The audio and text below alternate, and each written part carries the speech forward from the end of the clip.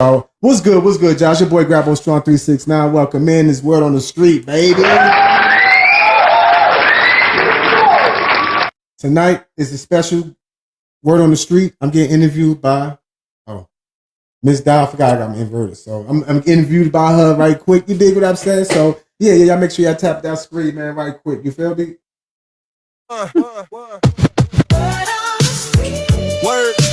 Word on the street, word on the street. Mac Digital to Mac. Tap twice on the glass. Then we back on the map. Tap it, beat tapping. Welcome in, y'all. Keep tapping that screen. Hey, tappers be tapping. Cracking. Word on the street, they repeat what we caption. Tappers be tapping. Pimps be Mac. New buy go in the back room. Phone lit. Plans on the table. Count flavors like paper. Every move real stable. Low brim. Cold grin. Reads the room in a second sense. Talk cheap. Game steep. Pay attention to the lesson. Tappers be tapping, pimps be macking. Whispers turn louder when the money starts stacking. Word on the street, every name getting traction. Tappers be tapping, pimps be macking. Hey. Go ahead. All right, you guys, welcome in. Welcome to the Word on the Street podcast takeover. I'm your girl, Donna Faye. I am your host tonight on Word on the Street, right? So tonight is a special night, you guys, because we are going to get to interview the host, right? We are doing this right now because we are wanting you to get to know who the host is, why the host is, and he wanted to end his season like this. Not to mention it's his birthday weekend, y'all. So we're gonna turn up, and we're gonna turn up for my man. I ain't gonna hold you. Let's just keep it like that. So thank every single last one of you guys for being here. Every single tap, every single share, every single like, anything contributed in this live is greatly appreciated. And you guys are freaking awesome. So I definitely I'm gonna do some exposing tonight. We're gonna have some fun. I need your guys' participation. Oh, thank you. And we're gonna get this popping, okay? So our very first segment tonight is who is Grabo Strong 369, okay? So I'm gonna allow him to tell y'all his first name if he would like to share that with you guys, and then let you guys know who he is. So, all right, my real name. For those that don't know, my real name is Kareem Hassan Strong. I mean, my dad named me after his jiu-jitsu instructor. He was in Newark, New Jersey. He's known for jiu-jitsu and teaching and karate. So him and my dad had a real tight bond, and he taught my dad how to fight. So, you know what I mean, he named me after him. So yeah, he's Kareem to me, you guys. Y'all might know him as Grabo, but I don't call him that in the house. So that's Kareem. Grabo's who y'all know. Like I don't even know that guy sometimes because me and that guy don't be getting along for real. I only get along. Whatever. I ain't trying to hear that. Alrighty. So how many siblings do you have? And where do you fall? Are you the first, you're the second, you're the middle, you're the last? What's going on? And let us know more about that. I am 4 of 6. I'm number 4, okay. 4 of 6, yeah, know what I mean? So it was my oldest brother, rest in peace, and my other oldest brother, and then my oldest sister, and then me, and then my last 2 younger sisters. Okay. So being in the middle though, like, do you feel like towards the middle? I mean, you know, you're within the middle, I guess, per se. Do you think that had an impact on you? Kinda, cause I would say yes, but I mean, my mind is different, so I would think it was in a good way because I was able to do shit with nobody paying attention. Like I was the middle child, but nobody paid attention to the middle child, so I was able to do what I wanted and get away with little shit. So I'm like, cool with that. I never had the middle child syndrome like some people had. I never had that because I wanted to be left alone. Like, let me roam around and do some shit. Like, you think what I'm saying? So that's, so I didn't mind being number 4 because a lot of times they forgot I was around and I was cool. I wasn't sweating it. I know it sounds crazy, but I wasn't sweating it. Like, okay. So it's crazy. I'm actually a middle child too. You guys did not know, and I feel like that's a part of middle child syndrome is that we get away with anything we want, pretty much, and we don't want to be bothered. Like, don't ask me, don't tell. But the older siblings will definitely tell you and be like, "Oh, well, they get away with everything," and do. So yeah. But yeah, we got away with everything. So I definitely can feel that. All right. So, I do want to ask you, and I need you to tell me the truth here. I mean, were you a problem child? I would say I definitely tested the limits of what I could get away with, and my mom checked me every time. So I wasn't a problem child to her. I mean, I probably was a problem child to whoever was watching me or watching her. But my mom, nah, she never was a problem child for her because I was her youngest boy. So I mean, we got a special bond. So it was she. I mean, she had me. She definitely kept me in check. She definitely kept me in check. So that's what that was. Ooh, I feel like the audience is down there telling on you. Somebody said a problem child and a problem adult. Oh no! All right, you guys. I'm gonna take a little quick break to say, you guys, he did just go ahead and post that live goal. You guys, if you guys can help contribute to that, that would be greatly appreciated. We are here to entertain and help you guys get to know who Rebel Strong 369 is. If you guys are interested in being interviewed and getting an interview, just contact him. He is definitely on his interview big. So we're definitely trying to interview as many people as possible and let TikTok know who everybody is and let everybody know what the show is. Okay. All right. Next question. What is something people would never know about young you? Somebody. Something that y'all would never know about young me. I went to Bible camp. Oh no. Yeah, dude, I don't know. I be searching for that Bible with him, okay? When I was young, it was the neighbors. We lived in like a 3-unit house, you feel me? So we lived on the 3rd floor, and it was a neighborhood thing. We lived in a suburb area, like, you know what I'm saying? So the neighbors down like 4 or 5 houses down the Wades, he was a preacher at the local church in the neighborhood, him and his wife. I mean, they got a daughter, and we used to always hang out. He used to always let us come in the backyard and play in their backyard and pick peaches, and they had a peach tree. They used to let us come pick peaches, and they was in charge of the gardening for the neighborhood. It was like, you know what I mean? So every summer they had Bible camp, you know what I mean? So we used to go there. You know what I mean, it was like summer camp, but the church vibe. We used to have to do Bible class and all that stuff, and read the Bible and participate in activities and plays that was associated with the Bible. So you know what I mean?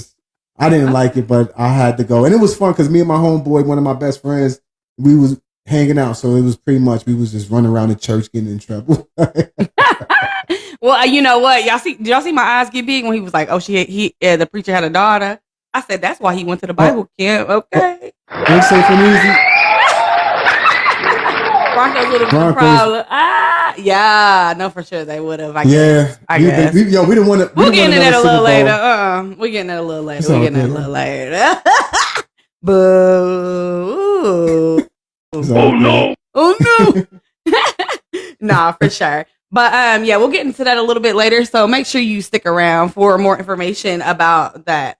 All right. So did Newark make you tougher or softer? Nah, if anybody know about Newark, New Jersey, it definitely did not make you softer unless you was a sucker already. You dig what I'm saying? So it just, I mean, my family, I got some people that's known in Newark, you feel some family members, but you definitely had to hold your own. You have definitely had to fight. It was definitely a must. It was not, you wasn't just skating, like, you dig me? Because even the person that's you cool with, y'all fight over some miscellaneous BS. So you know what I mean? You had to be tough and knuckle up, man. You didn't have to be a tough guy like, oh, I'm the best. But no, you definitely had to have heart. You definitely had to be willing to defend yourself. Like, you dig me? So I was always willing to defend myself. I never was a tough guy. I was always willing to defend myself at any cost because that's what I was taught as a kid. Like, you know what I'm saying? Oh, it's down to pause right now. I don't know what's going on. Yeah, so I apologize. I was sharing out the live, you guys. So if I disappear, I am sharing. If you guys can go ahead and share out the live, that would be greatly appreciated. Keep talking. I'm sorry. Oh, but yeah, no, that was basically it. That didn't make me soft. It definitely made me harder. It made me more aware in who I'm dealing with and what I'm dealing with and how far I'm willing to go to handle the situation. Okay. All right. Yeah. I like that. I feel like I personally did not grow up in that area, but anytime I meet somebody from like Newark or Jersey or New York, I do feel like they're a little faster. Like so, sometimes I do feel like you guys may have been pushed a little faster than like everybody else in the world.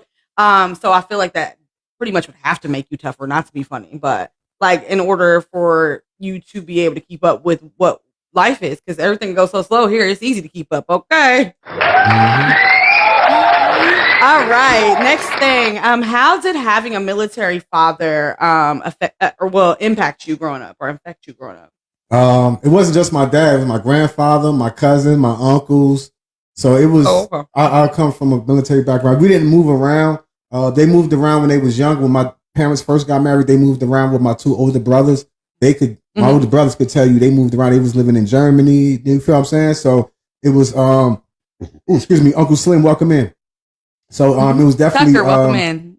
They definitely was moving around as their first married, but we didn't move around. But having a military dad, man, definitely discipline was number one. It was discipline, definitely. If you got out of line, you feel me? It went down. You dig me? So it was about discipline and about being a stand-up person, about being real, like, and being yourself. Like my dad always taught us to be ourselves.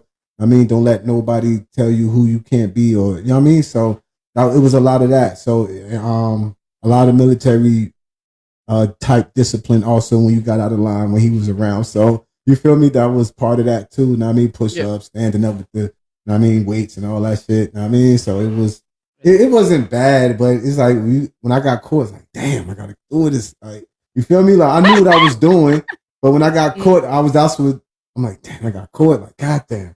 Now I gotta suffer. I gotta take what's coming to me. You feel what I'm saying? So always been that type of person. Like I take what's coming to me. If I get caught busted, like, you know what I mean? Like when I got locked up the first time and I told the judge I did the crime, I gotta do the time, man. So I ain't even I'm not gonna sit there and try to prolong or try to finesse.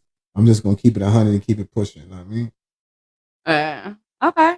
I like that. And I'm not gonna lie. If anybody knows him, I feel like his like the discipline from the military shows every single day, like in his life. And like, even if you don't know him personally, if you come to his lives, like when he says he's going live, he's going live. He's going to go live, like usually at that time, unless something really drastic comes up, he's usually pretty much on it.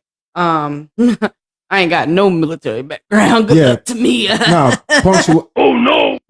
Punctuality was also another, that's why I'm so punctual. I'm always like, want to be on time. And you dig me saying something? It is because of that. My dad was always a punctual guy, always on time, even for social events. So it was always be on time and you make a good impression. Like.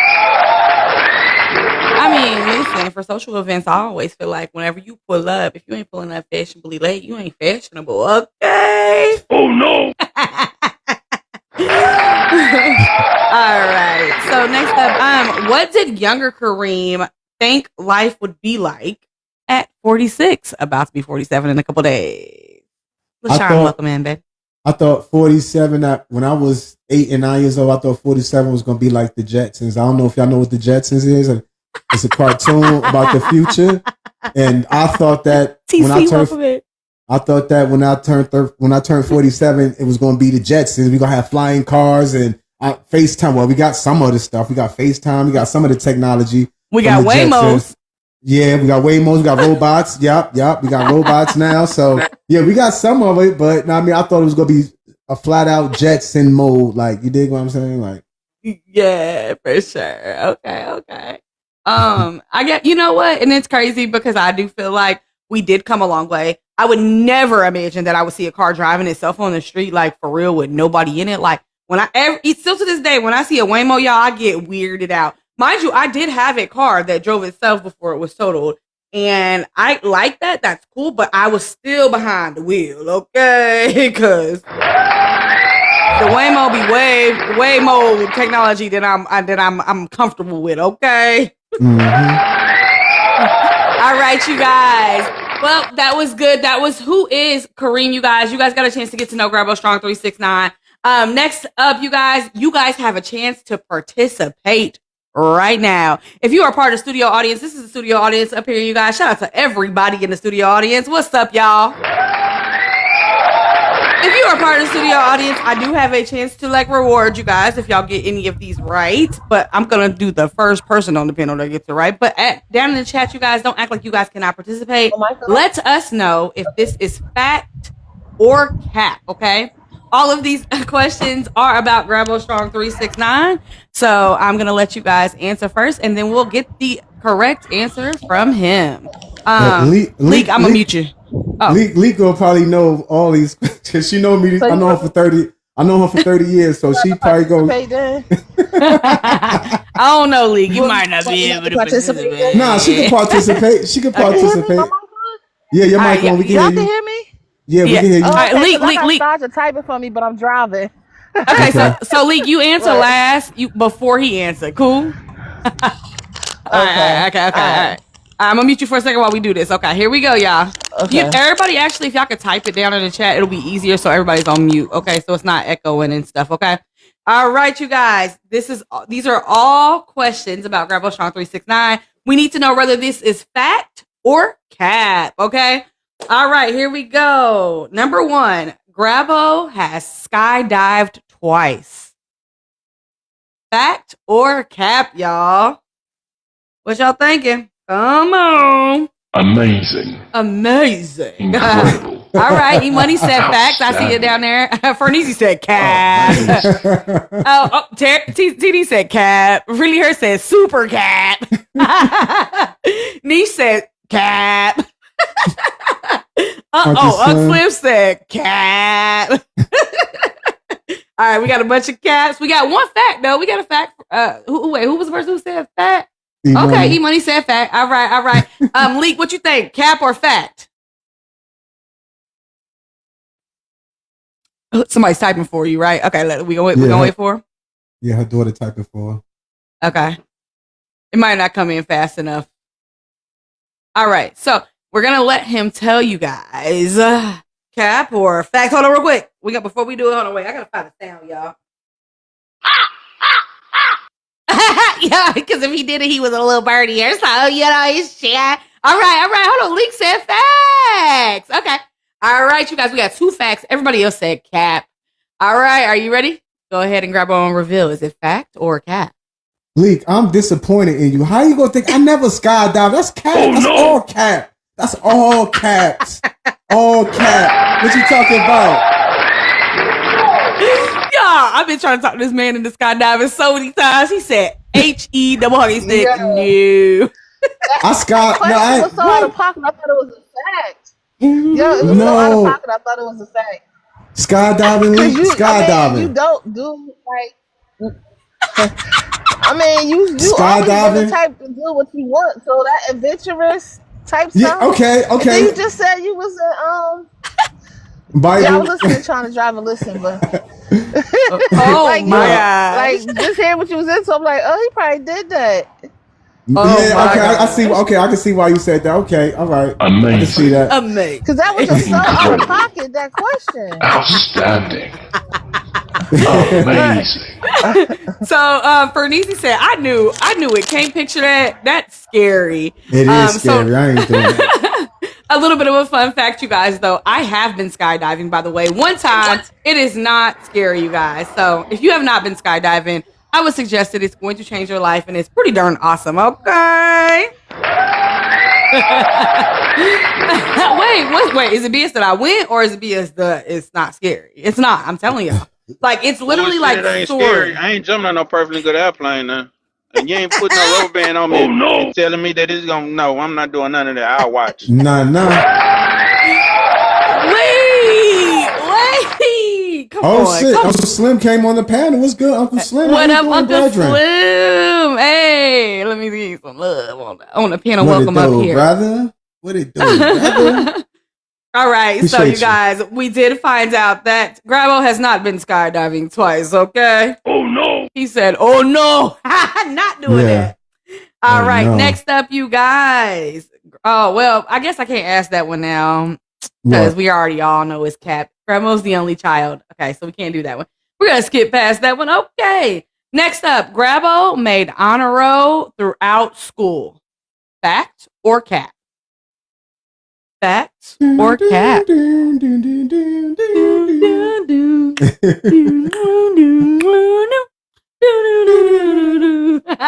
Oh no. Oh no. Cap. All right, we got a fact. We got a cap. E-Money said cap. Ferneezy said fact. Niche said fact. Big Mill said cap. Big cap. Big Mill don't count. He only said cap because if you don't like the Steelers, you couldn't have got honor roll. I'm sorry. Oh yeah, that's true too. If you don't like the Steelers, you couldn't have got honor roll. But Yeah. Big Mill said if you didn't like the Cowboys, you couldn't have got honor roll either. I know Big Mill ain't get honor roll because he liked the Cowboys. Oh my gosh, hold on. Oh no. He skipped school, so cap. That is hilarious. All right, you guys. I think we got all the answers. Leak, what you think? Cap. Leak says cap. Leak, I'm so disappointed in you. So disappointed Really, in you. I try to do the show, drive, pay attention. Like, I was an honor roll Shots student. really hurt. I was an honor. rolls, man. You Yo, got I was an straight honor. A's. Yo, I got straight A's up until the high. Oh, okay. Yes, up until the high. When I went to East Orange Yeah. High, that's when I started falling off. But yes, I was an That's honor roll because he just student. didn't go to school, y'all. That is you. fact, y'all. Yeah, because Thank I'm you. not saying you didn't make good grades because you wasn't smart. You just didn't go to school. Thank you, Feneezy. That Thank you, was once he got to high Feneezy. school, though, right? But up Thank- until, and look, Hold Really Hurt hold up. Thank you, Feneezy. Thank you, Really Hurt, for knowing that your boy's an honor roll student, knowing that I'm a smart guy. Appreciate y'all. Appreciate y'all. Let me just say, I didn't call Cap I'm just for saying, that like, one I know we because did a don't lot think of you're cutting. Oh, yeah, smart. E-Money I know too. you're smart. I know Yeah, you're I don't think you're smart, not smart. but I thought you I just think we was in cutting. school and Oh yeah, I didn't did. know it. Yeah. No, I didn't. We didn't start cutting school for real until like in the VLD, starting my high school, all that. But Lincoln and all, yeah, I was going to school every day. Lincoln, why we was going to school every day? That's Like, why I said I don't think you're not smart. I just know we was cutting and acting a fool. yeah, we was. Yeah, Like, but yeah, I that's did what make they honor got roll. crazy Yeah, like that. I was an honor roll student. Yes, I was. Absolutely. I don't know, though. I know his mom, and I ain't going to hold you. She wouldn't have not let him up until then, until he was old enough, and she just got tired of him for being bad. I'm like, that's the only way I can imagine. Miss Pat ain't play that with none of them, so I was shocked with Kay. Yeah, Kay got through. She ain't I know, play that, right? not even with the grown ones. yeah. That's that low key. exactly. That's that middle child syndrome. I'm telling you, it's a fluke. Nobody be knowing. Nobody be knowing. You just slip through the cracks. Know what I mean? Because what the thing is they don't pay attention to you, and by the time she probably did start to, it was too late. Now I don't want to deal with you, and that's how my parents did that. Eventually, they just let me do what I wanted to because they got tired of trying.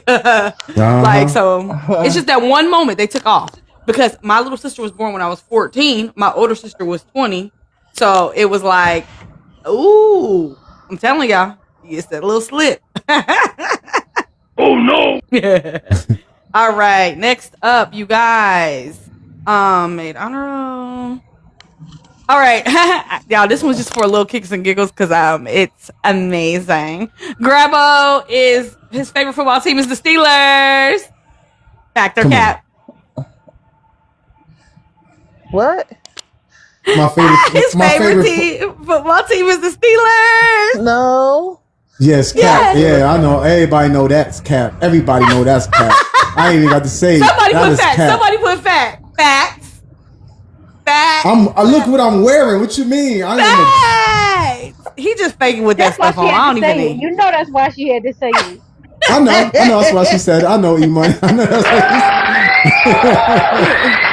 Well, guess what? The Steelers are. Amazing. Incredible. No, I'm not going to agree to that. Go Eagles. It's Amazing. not even Madden Cap. Madden. Fact. That's what I love. Not even in Madden. Yes. Niche said, All right, you guys. That was just for a little fun, okay? All right, next question. Grabo has never been to Vegas. Fact or cap?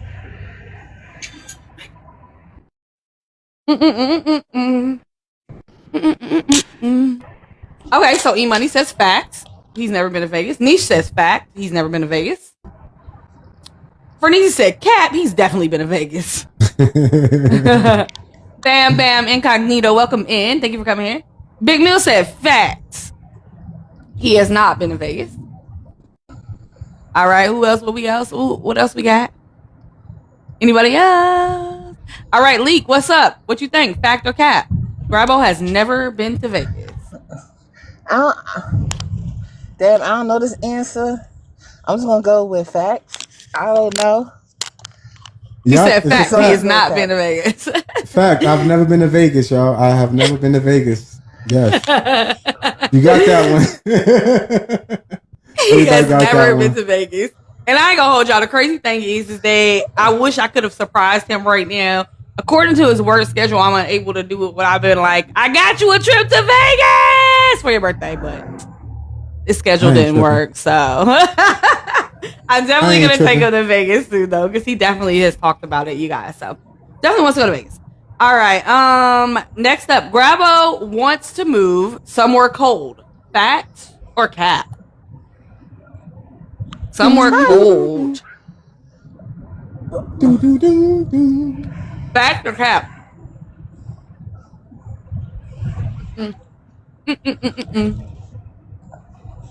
E-Money said cap. Ferniezy said cap. Oh, your son's in the audience. Big Mill. He said, my son's in the audience. I'm just seeing him. All right, cap. Everybody's saying cap on this one. Leak. Fact or cap? Yup, cap. Cap.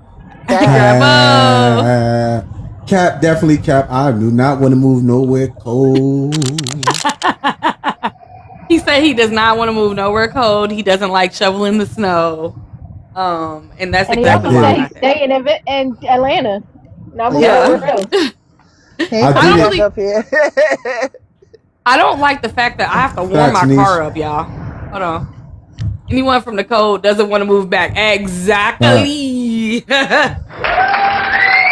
Definitely agree with that for sure. All right, fact or cap? Grabo has never broken a bone. Fact or cap? Grabo has never broken a bone. TC, welcome back. The Doghouse. Hey, thank you for continuing to like that live. We appreciate you. LC, of course, we appreciate you too. Cap. Grabo has never broken a bone. That's cap.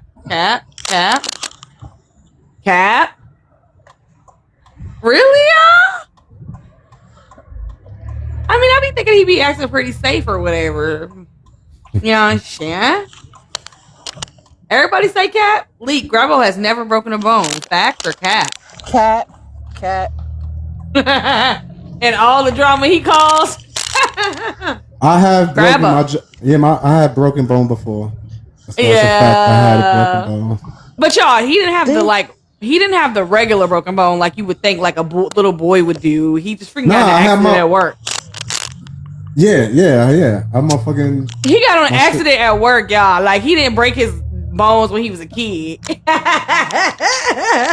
Oh no! So that's good though. Yeah. For a little boy to not break their bones, you guys, if y'all are a little boy and y'all never broke your bones, y'all did really good as a kid. I ain't gonna lie. I don't know how y'all got through with it, but whatever. All right, next up. Grabo was in choir growing up. Fact or cap? Damn. Yes, really, hurry. Brush that thing. All right, so wait, cap? Okay, Ferniezy, I think said 4, but fact, maybe he meant. The jawbone is still messed up. Leave with the big bill. Oh no! Hold on, cap. Too cool. Oh, he's too cool. He's too cool for the church choir? Niche said fat. Ferniezy said cap. Young boss, welcome in. How you doing, friend? What's up, welcome, man? All right, Leak, fact or cap? Grabo was in the choir. I'm only gonna say fact because he said he went to Bible school. I actually was. It was short lived. I couldn't sing, so they just, you know what I mean, told me not to come back. So yeah, I was in the choir for a short, brief time at the Bible camp. I hated it. I didn't want to do it, but looking like a young Bobby Valentino. Yo, No, he joined the choir. They said mid, skip, skip.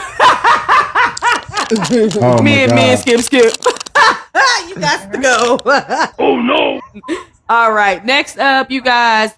Grabo once wanted to join the military. I think we already answered this one though. I didn't touch it at all. I mean, like last night, right? Yeah, I didn't touch. Fact or cap? I'm sorry. What was the question?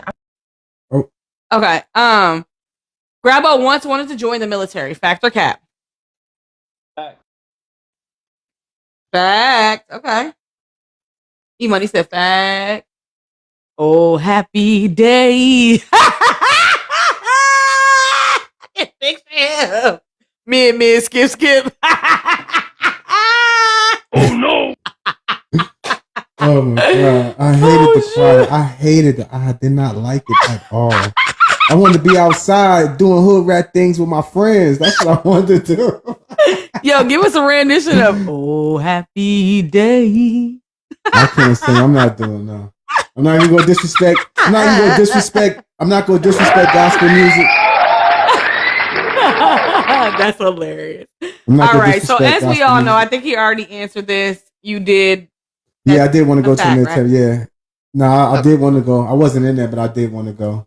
Because my Why did grandfather, you- everybody was dead. And because they said Why I was didn't you go? overweight. They said I was overweight. Oh no. Little chunky kid. Yeah, they said I was overweight. No, for real. so- I'm not gonna lie. It's so crazy. There was one little point where I was gonna join the military too, you guys, and I literally was overweight, like 30 pounds, and I was like, "Ugh." They said I had to lose 30 pounds. I said, I'm not stopping on eating on McDonald's, okay? Oh no. I love McDonald's when I was a kid, by the way. So I was a little chunky kid too, okay? All right. Human meat. We only got a few more, you guys. But this was fun. I think you guys are playing Fact or Cap with us. Then we're gonna go back to the interview, you guys. However, Grabo has cooked for over 20 people before. Fact or cap?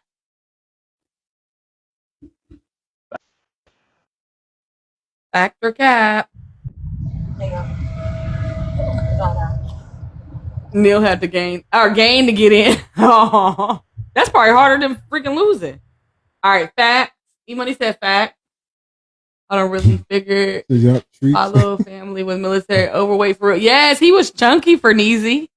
I wish you had a picture. Wish we had a picture you could show how chunky he was. He was so chunky. Hold on, yep, treats, yeah. Oh my, you see, you already know. See, anybody that know that been following us for a while, they see, you know what I'm saying? He was a backup dancer to get them treats. Oh no. All right, fact. Everybody said I it say is fact, a yeah. fact I'm saying that you fact. have Yeah. cooked for Yes, in over fact, 20 I people have. before. Yes, I have. Hey. He gonna cook for 20 people, but he ain't cook for me. What's going on? Oh no. No, he cooked. Oh. Okay. All right, you guys. That was it for fact or cap. I hope you guys enjoyed that. All right. So now that y'all know who Grabo is, let's talk about how he got there. Okay. Here we go. Let's go. Here goes nothing. This is about to get to the really gritty side of the interview, you guys. The streets, the mistakes, and the lessons. All right, so, Yeah. Grabo, when did the street life first start looking attractive to you? Ever since I can remember, I'm not gonna hold you. When I was very young, I was attracted to the street life. I wanted everything about it. I was definitely intrigued by what was going on. I used to see the guys with the money and the cars and the girls. I'm like, oh, and then the movies used to watch. I'm like, yes, this is what I want. This is definitely what I want. But didn't know what came with it or the price I had to pay to be, you know what I mean? But yeah, yeah. Okay, all right. And which pulled harder for you? Was it the money or the respect? Or a little bit of both? What was, or something else? It was definitely the respect because the money was easy.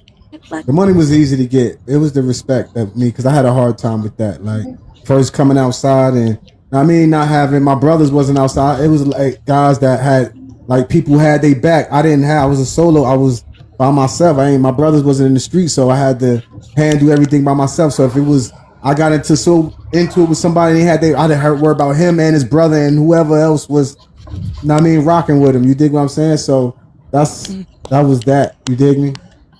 Yeah. And when you say that though, do you feel like you didn't get respect because you were a chunky kid, or like how do you feel about that? No, it's not that I didn't get respect. It's just I wanted the street cred. I wanted the street respect. It was different. 'Cause everybody knew me. Everybody respected me. I was cool with everybody. I wasn't like an asshole or shit like that. But the respect I wanted, it didn't come from just, oh yeah, it was good, I know you. It came from having to be outside and wanting people to know me from the other town over. You feel me? Okay. That nigga was crazy. He was fucking putting people in garbage cans and folding them up like chairs. 4x4. Nobody can't fool y'all. Wait, He's very what? calm now. He's very calm. But nah, you knew once you fucking like that match, you better be prepared because K is gonna bring it to you, like X fucking said. That's hilarious. That's hilarious. So I'm reformed. what'd you say? I said I'm reformed. Yeah. Max you got him at 252, the right welcome in. time, Lucky Don. Charm, welcome in. I did. Are you sure? Yes, you got him at the right time, baby. I know. Listen, but dang, hold on. I ain't gonna hold y'all. Y'all know how old he's turning though. Like, dang, it took that long. Hold on. Oh no! Hey, it is what it is. Decade, right? Like a good decade now. Yeah. Since my 30s. You know what I mean? I've been good. No, for real though. And I'm honestly, just as a host, but also as a woman, just in general though, I do think it just takes men a lot longer to really figure out, like, whenever it's time to, like, say, I want to settle down, I want to be and do this, and like, because it's a conscious effort, you know what I mean? And people probably get mad, like, when men are doing all these wild things out here. It is a natural instinct, but guess what? It's crazy because males act like it's not really a natural instinct for women. It's a natural instinct for women to want, but it's also a natural instinct for women to nurture, which is why we, kind of conform more to relationships. But in the grand scheme of things, everybody want what they want. It's a conscious decision that you have to make in order to build to the next level. So I am grateful, but neither here nor there. We'll get to that online. Okay. All right. So looking back, what do you think is the biggest lie about the streets, or what was the biggest lie you learned or was told, or misconceptions that youngins might need to know about the streets? The biggest lie about the streets is your people that say they're your people go stay your people. Mm-hmm. That was the biggest lie I was told. We're gonna be down for each other forever. We're gonna rock with each other.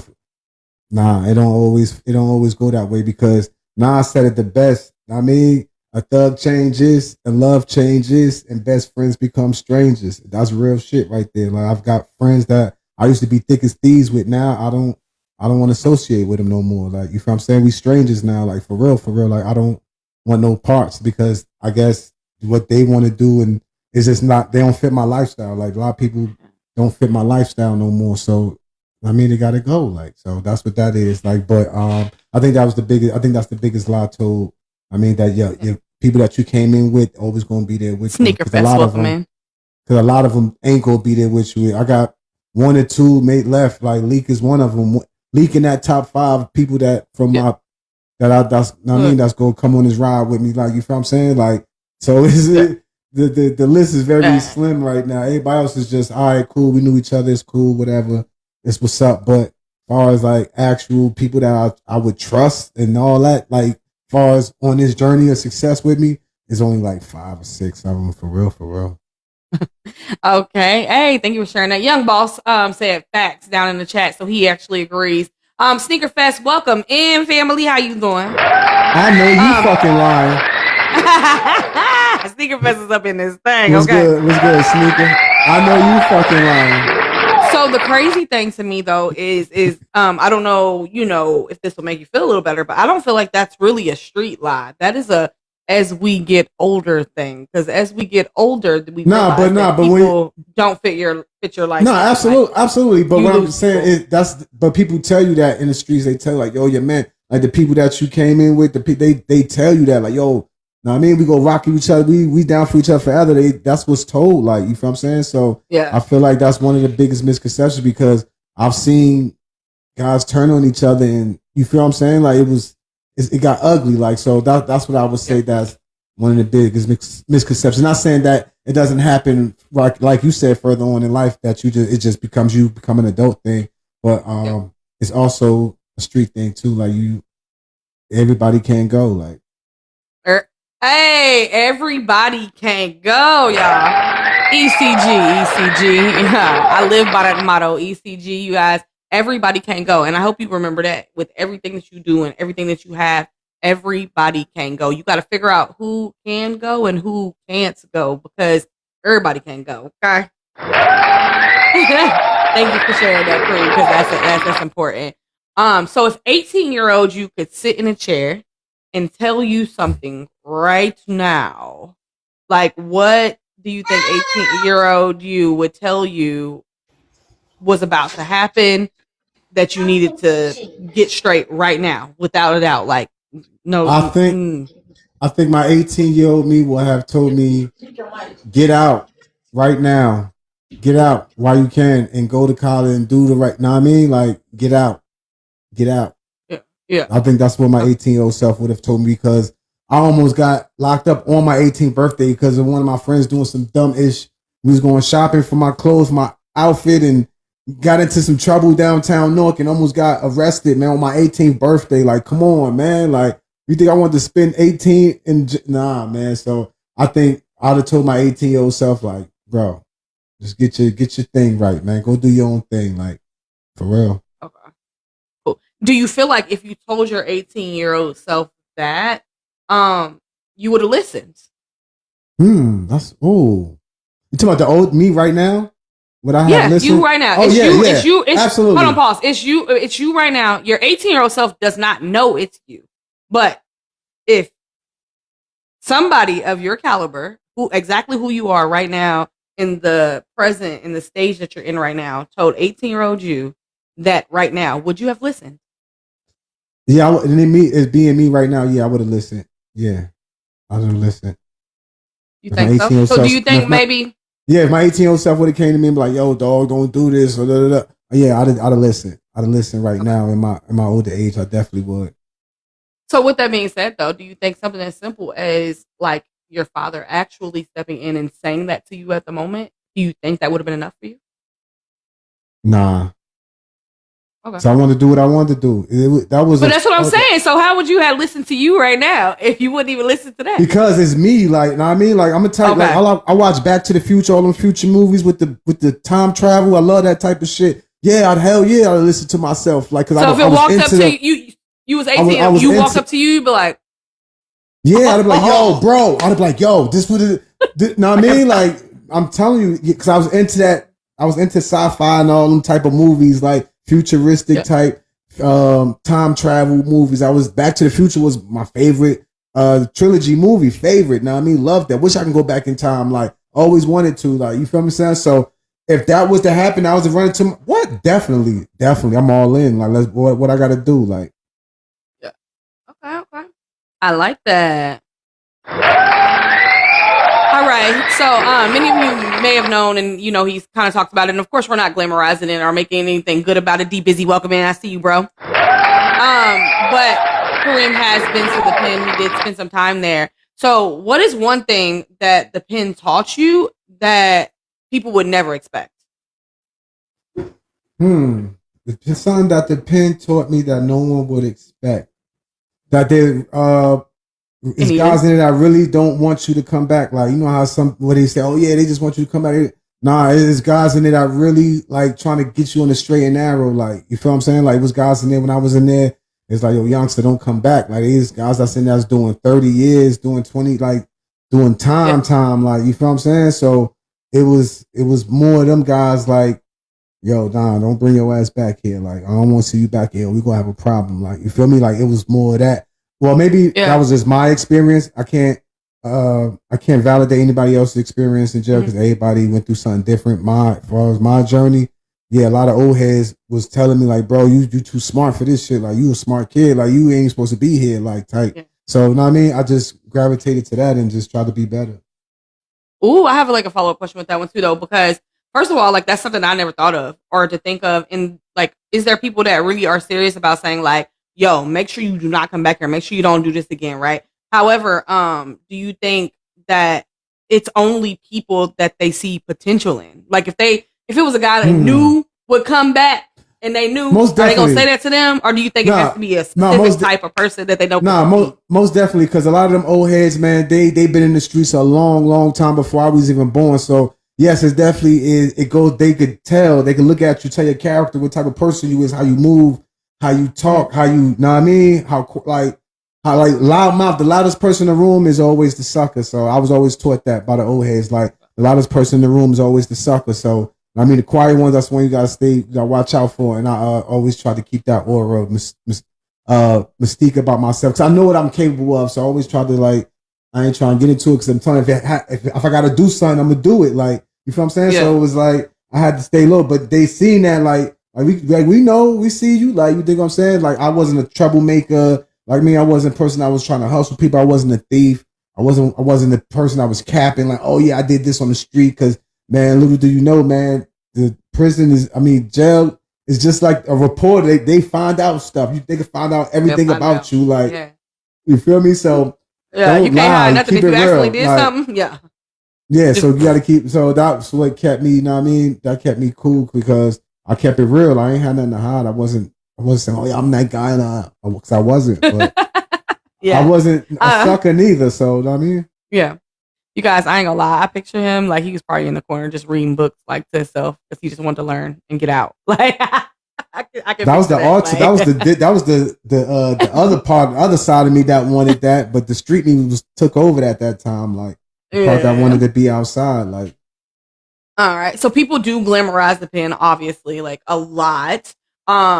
What is one thing that like they don't know about it? Like, what would you tell them the reason why they specifically do not want to be there? They can't go there. Like, don't do it. Like, because you told what to do, ain't no coochie there. Like, you dig what I'm saying? Like, you can't, you're around a bunch of men, you're around a bunch of emotional men. I'm telling you, like, in jail, it's a lot of emotional men. Like, the slightest little instant could snap and could trigger a riot up in there. You dig what I'm saying? So you're dealing with a lot of emotionally damaged men in there. It's sad, man. It's really sad, man. I don't know. Yeah. Repeat the question, because I done lost my train of thought, because I was so upset about how emotional niggas get on some stupid, like, bro, you don't know it, like, y'all don't want to go home, like, y'all just willing to risk it all, like, you think what I'm saying? Say that question again, babe. Yeah, so just let us know something that's in there specifically that's like, this is why you would never want to go there. Like, this right here specifically is why you would never want to go there. Oh yeah, because the drama. One is the drama, and then two, racist police, like racist COs, like those are the two main things, because it could pop off. Like, everybody could be just chilling in the day room watching the movie. Somebody could say something, and they could have a bad day, got a bad letter, or got some bad, didn't get a parole date, anything. Say something wrong to them, and it's going down. I haven't seen it. Like, so it was like, it's like you gotta watch what you say, watch what you do. You just gotta be on point. Like, yeah. Okay. All right. Well, I do definitely want to get everybody in the room involved, so you guys can just have a little bit of fun. Grabo is going to give you guys a little bit of advice because of everything that he's been through, and now you guys know kind of where he's at, what kind of brought him to this position right now. Okay. So what is one of the hardest lessons that you've ever learned? So if you want to share, if you want to come off mute and let me know one of the hardest lessons that you've learned, ever had to learn. And just share that, and we'll just kind of discuss it a little bit. The hardest lesson that I've learned. Well, I'm asking everybody else for this one. Okay. Respond and talk to them. Yeah. My bad. Go ahead. Who wants to come off mute first? Don't everybody push at the same time. DJ Chaotic. Okay, Leak's going. Let's go. What's the question again? The hardest lesson I've ever learned was. So that's for you. You would say that. What's the hardest lesson you ever learned? That I should have worked hard and played hard later. I should listen to that advice my elders gave me. Your ass work hard now, you definitely play hard later. And now we gotta be in and out, clock time, clock in, do this and all that. I want to be retiring at 40 and 50, like you do when you work hard when you young. But that ain't gonna happen. We ain't gonna set Yeah. But that's the only thing. I regret nothing else in my life. But I do know, like, damn, I should have listened when I had a chance. Woo wee! You better preach. All right. Anybody else? The hardest lesson that you've ever learned? Let's discuss it a little bit. Just guys, keep you guys involved, and you know. Hey everybody. Hey, what's good, LJ? LJ? Welcome in. Okay, so I thought it was pertaining to TikTok, but it's not. It's just in life in general. The hardest thing. Okay. Yeah.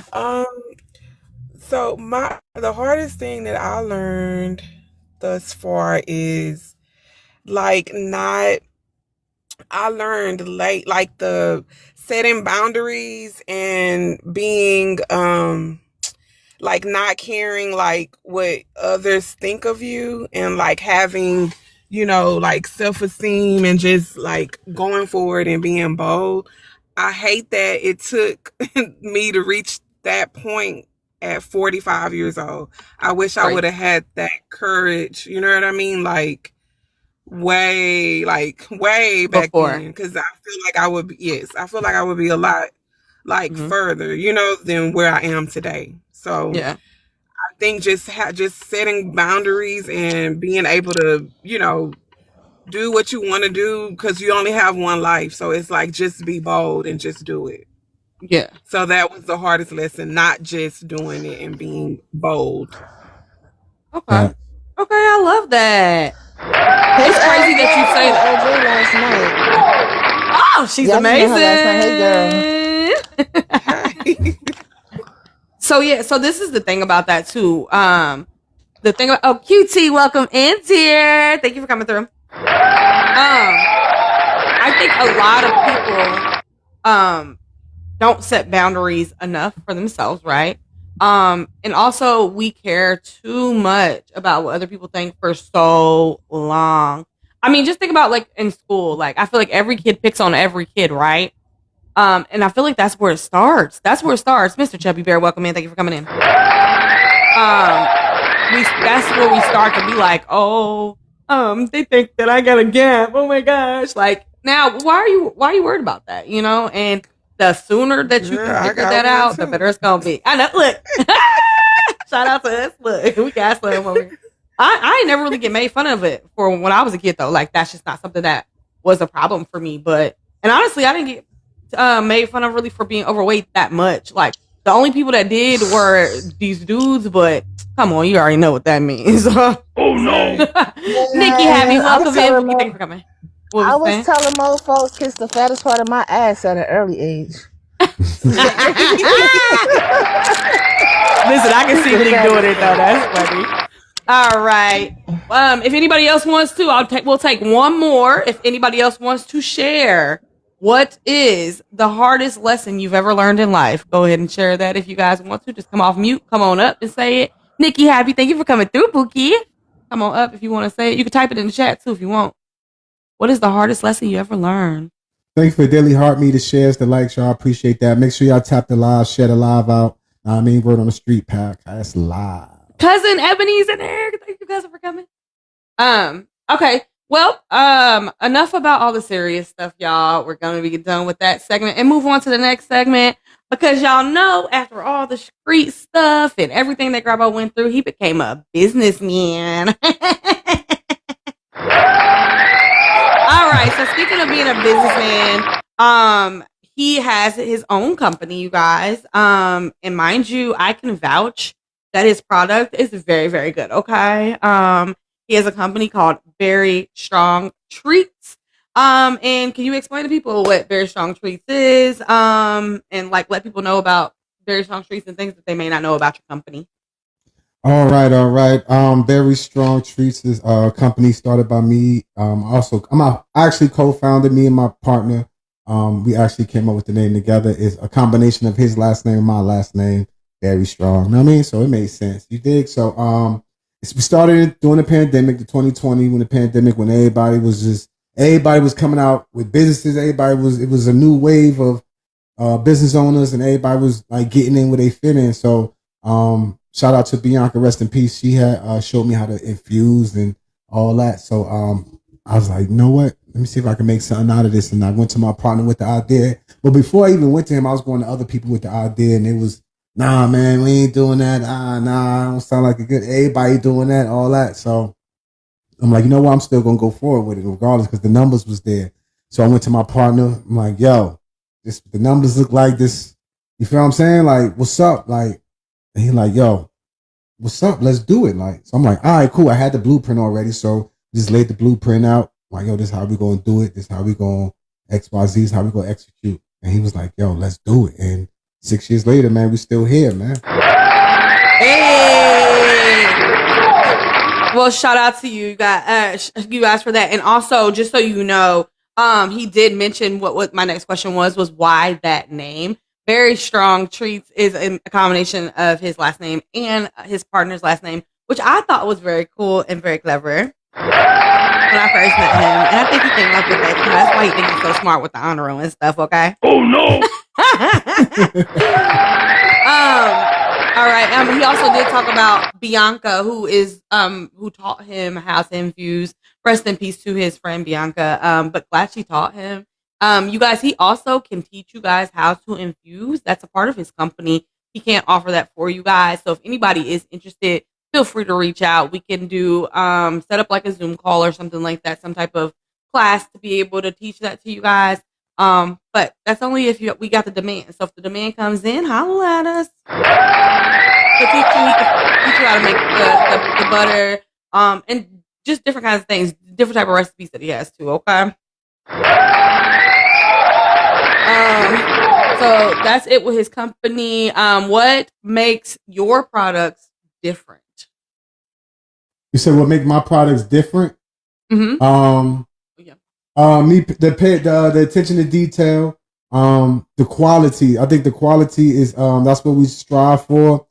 So if you order something from me, I make it fresh to order. I don't have stuff just laying around like like you would in the store. There's no preservatives. It's all fresh. Everything I make is homemade. You dig what I'm saying? So I think that's what stands us out from everybody else, because a lot of people will make a big batch and have it just sitting around like in the store. And what happens is when you got fresh product, like say for instance some brownies. Let's say you left some brownies in a package, or you wrapped it up and you left it out for let's say 2-3 weeks.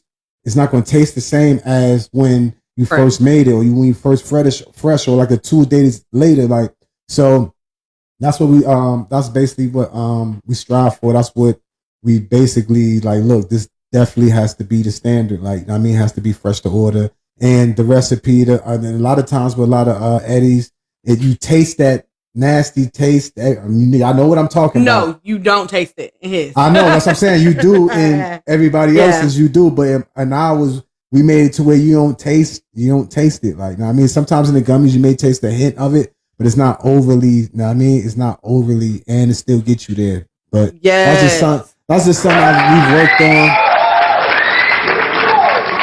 Yeah, that's just something we've worked on for years and perfected. Like, you feel what I'm saying? Like, when you taste my popcorn and my brownies, you don't even go taste it. You can be like, oh, this shit tastes like regular. But that shit gonna sneak up on you. Like, you feel what I'm saying? So, yeah, so that's what. Oh no! So, yeah, that's what we strive for as far as quality, freshness, things of that nature. Yeah. Hey, I can definitely vouch, you guys, because first of all, I don't. If you knew me, you know that I don't smoke. I don't smoke. I don't really do Eddie's very much. However, so let me tell y'all this one time. I mean, a couple times I've done it on my own just so I could try and stuff. But this one time, there was some popcorn on the stove, and I'm like, "Ooh, popcorn! Yay, it's good." And mind you, he had left. He told me he's making popcorn, so I thought it was just leftover popcorn, and I decided to eat it. When I tell y'all this popcorn tastes so regular, it was regular. By the time he came home, I said, well, that popcorn? Yeah. I said, yeah. So. Oh, no. So, yeah. No, but mind y'all, I did not know. It didn't taste like it at all. So, it's very, very good. His formula be making the chips and popcorn, all that tastes better. For real, and the popcorn tastes. When I tell y'all, I smashed that popcorn so. Yeah. So yeah, he does Cheetos too, you guys. If you guys would like the menu, please message him after this live to get the menu. He will send you the menu. He does ship, so you guys make sure you guys are copying those Very Strong treats because they are amazing. Okay, what'd you say? Yeah. Your first order shipping's on me. The first order. Hey, get that free shipping. Heard it here first, so you can only get that right here live on the Word on the Street podcast. Okay. We might have to do some specials for you guys. You know what I'm saying, for coming to hang out with us. So just be on the lookout. Absolutely. Be on the lookout. So as we keep going, maybe like your second order, third order, or something, we can do something special. So we'll see. Maybe we'll send you something with it, a little merch or something. I don't know. We'll see. We'll talk about it. We got you. All right. Let's see. Next up is what made you believe that you could actually turn Very Strong treats into something? My hustle. I always had to hustle. Know what I mean? I always had, like, since back in the day, when I was young, 8 and 9 years old, me and my friends used to get up Saturday mornings in the summertime and go pass out flyers, and in the wintertime we used to go shovel snow and wash cars, bag groceries. Like, we used to do everything to get the dollar. Like, you think I'm saying? We always had a plan, like, look, we want to go to movies, we want, know what I mean? Because a lot of us, our parents was working. We wasn't poor, like broke, like oh, we was dirt poor. Nah, our parents was middle class. They just couldn't give us the extras. Like, you know what I mean? We just couldn't get the extras. Like, so we got the extras on our own. Like, so that's what we did. We get up Saturday morning early, 6 a.m., 7 a.m., and we gonna hit up. Like, we got 4 jobs to do. Okay, we gonna make $20 a piece. That's enough to get on the bus, go to the movies. $4 to see 4 movies. Get some smoke. We can buy some food. Go to the chicken shack, you know what I mean? $2.50 for chicken wings. Man, we had that shit planned out. Like, we had it planned out. Oh my gosh. Oh no. Say we was middle class poor. Yeah, we were middle class poor. Same. Our parents reached 50,000, 100,000, nothing. Yeah, but we wasn't poor. We wasn't like poor below the poverty line. Nah, we was never that. Nah. Yeah, middle class. I'm like, my parents ain't had no money, but I had all the money. Okay. Yeah. They had what we want. They gave us what we needed. They did what we wanted. That's what made us be like, I want more. Yeah, okay, well, exactly. see, y'all hustle. I feel like they gave me everything I needed, but also everything that I wanted in reason. Like, as long as it wasn't nothing super extra. I remember when I wanted some LA Gears and I got on my sister's birthday. Oh no! Like, we might have wanted LA Gears, but we got pumpkin seeds for you. So that's what you're gonna wear. It was stuff like that. Like, we had what we needed, but we wasn't like, oh, I want the hottest thing that just came out. Oh, I want to get my hair done. Like, it wasn't like that. Yeah. So we had to grow up and I get it though. We had to get the extras on our own. Don't get it twisted though. When I tell you, so think about these LA years, right? My dad was just actually super good with like credit and money or whatever. So they would save up for it, right? So I ain't gonna hold you for the 4 months before that. I wore white girls and white girls only. Ooh, YT girls and YT girls only. Sorry, I love TikTok Shop. I wore YT girls only, y'all. Cause baby, my parents would save up though to give me my LA gears, okay? So yeah, like Young Boss said, I love me some LA Gears. I did. They used to light up. Boop, boop, boop. They was everywhere. LA Gears was only for girls. No, they made some for dudes too. Yeah, they did. I see Young Boss like, I love LA Gears. I thought they was only girl sneakers. I know I shouldn't have coffee this late, but y'all know we live. Let's go. All right. Okay, so I just want to do a little more interaction because you guys all know about Very Strong treats now.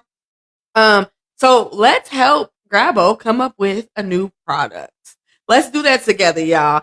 So right now he does have different things that he offers. So he can offer you some gummies, like Cheetos, any type of chips. Basically, he can turn them into your favorite treat. Popcorn, cookies, brownies. Is there anything else?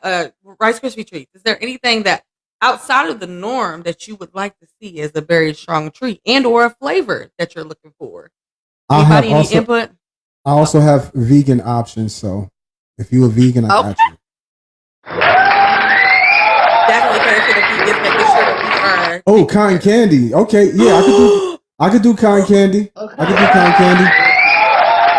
Hey, okay. Yeah, okay. I could do. I need a cotton candy machine though, because I can infuse the sugar Because that's basically what cotton candy is. Sugar. You put the sugar inside the machine and it spreads out as the cotton, and you just put it on the stick. So I can infuse the sugar. That's easy right there. Listen, you guys, if y'all can start giving the business, I will make sure that we invest in a cotton candy machine for y'all. Okay. Yeah. Yes. Also, the cotton candy, there's something else that I was thinking of. Also coming soon, and I mean, we haven't super discussed this, but we did kind of briefly discuss it, so he's not going to be like super to it. But pretty soon, you guys, be on the lookout for very strong juices. And we are going to be making natural juices for you guys to order too. But we gotta start seeing that y'all are interested in the regular products, okay? So yeah, we would definitely be getting those out for you guys. Up here, them drinks. Everybody wants them damn drinks up here. Oh, hold on. Your boss is down there telling all the menu. He said Pop Rocks. Yo. Oh no. Oh, how would I do Pop Rocks? I don't know how would infuse Pop Rocks. I would have to look that up. I know you could probably do it and make homemade Pop Rocks, but I would have to find out the ingredients. Yeah, how? Because I would think if you soaked it, they would pop. You know what I mean? They would dissolve. They would dissolve. So I would have to, like I said, if it's sugar based, I could just infuse the sugar and do it from there. Yeah. Okay. Cool. Yeah. Hey. Oh, a coating. Nah, coating, it would dissolve, young boss. If I put the Pop Rocks in my recipe, like tincture or whatever, and it would dissolve. Oh, like, no. He's speaking of dry ingredients. So. Oh, yeah. Okay, I get it. Maybe like just a little slight roll. Gotcha. But we would have to test it out to make sure it was as good a quality as the other thing. Or I could make some can of sugar and blend it to make powdered sugar, and then roll the Pop Rocks in. Oh, that can work. You just gave me an idea. That can work. Dry ingredient. That can work. All right, you guys. I know, right? Getting older is crazy. Aching pains for no reason. Facts for easy, man. All right, for this next segment, I'm gonna allow Grabo to play a couple of songs. First of all, we're gonna play the Word on the Street intro one more time, just so everybody can hear it, in case you did not hear. But after that, he's gonna play one more record. During this time, you guys, I need us to tap crazy. I'm talking about. Run them comments up, but also because you guys share it out to anybody that you know has known us from the very beginning, right? If they've left and they're not here, get them back, because the next part of the show is pretty important and y'all might want to hear it. So, if you guys, one of my joints and the Word on the Street intro, that's what you said? You could do the Word on the Street intro and then whatever one you want to next. Oh, okay, cool. We could do that. All right. Yeah.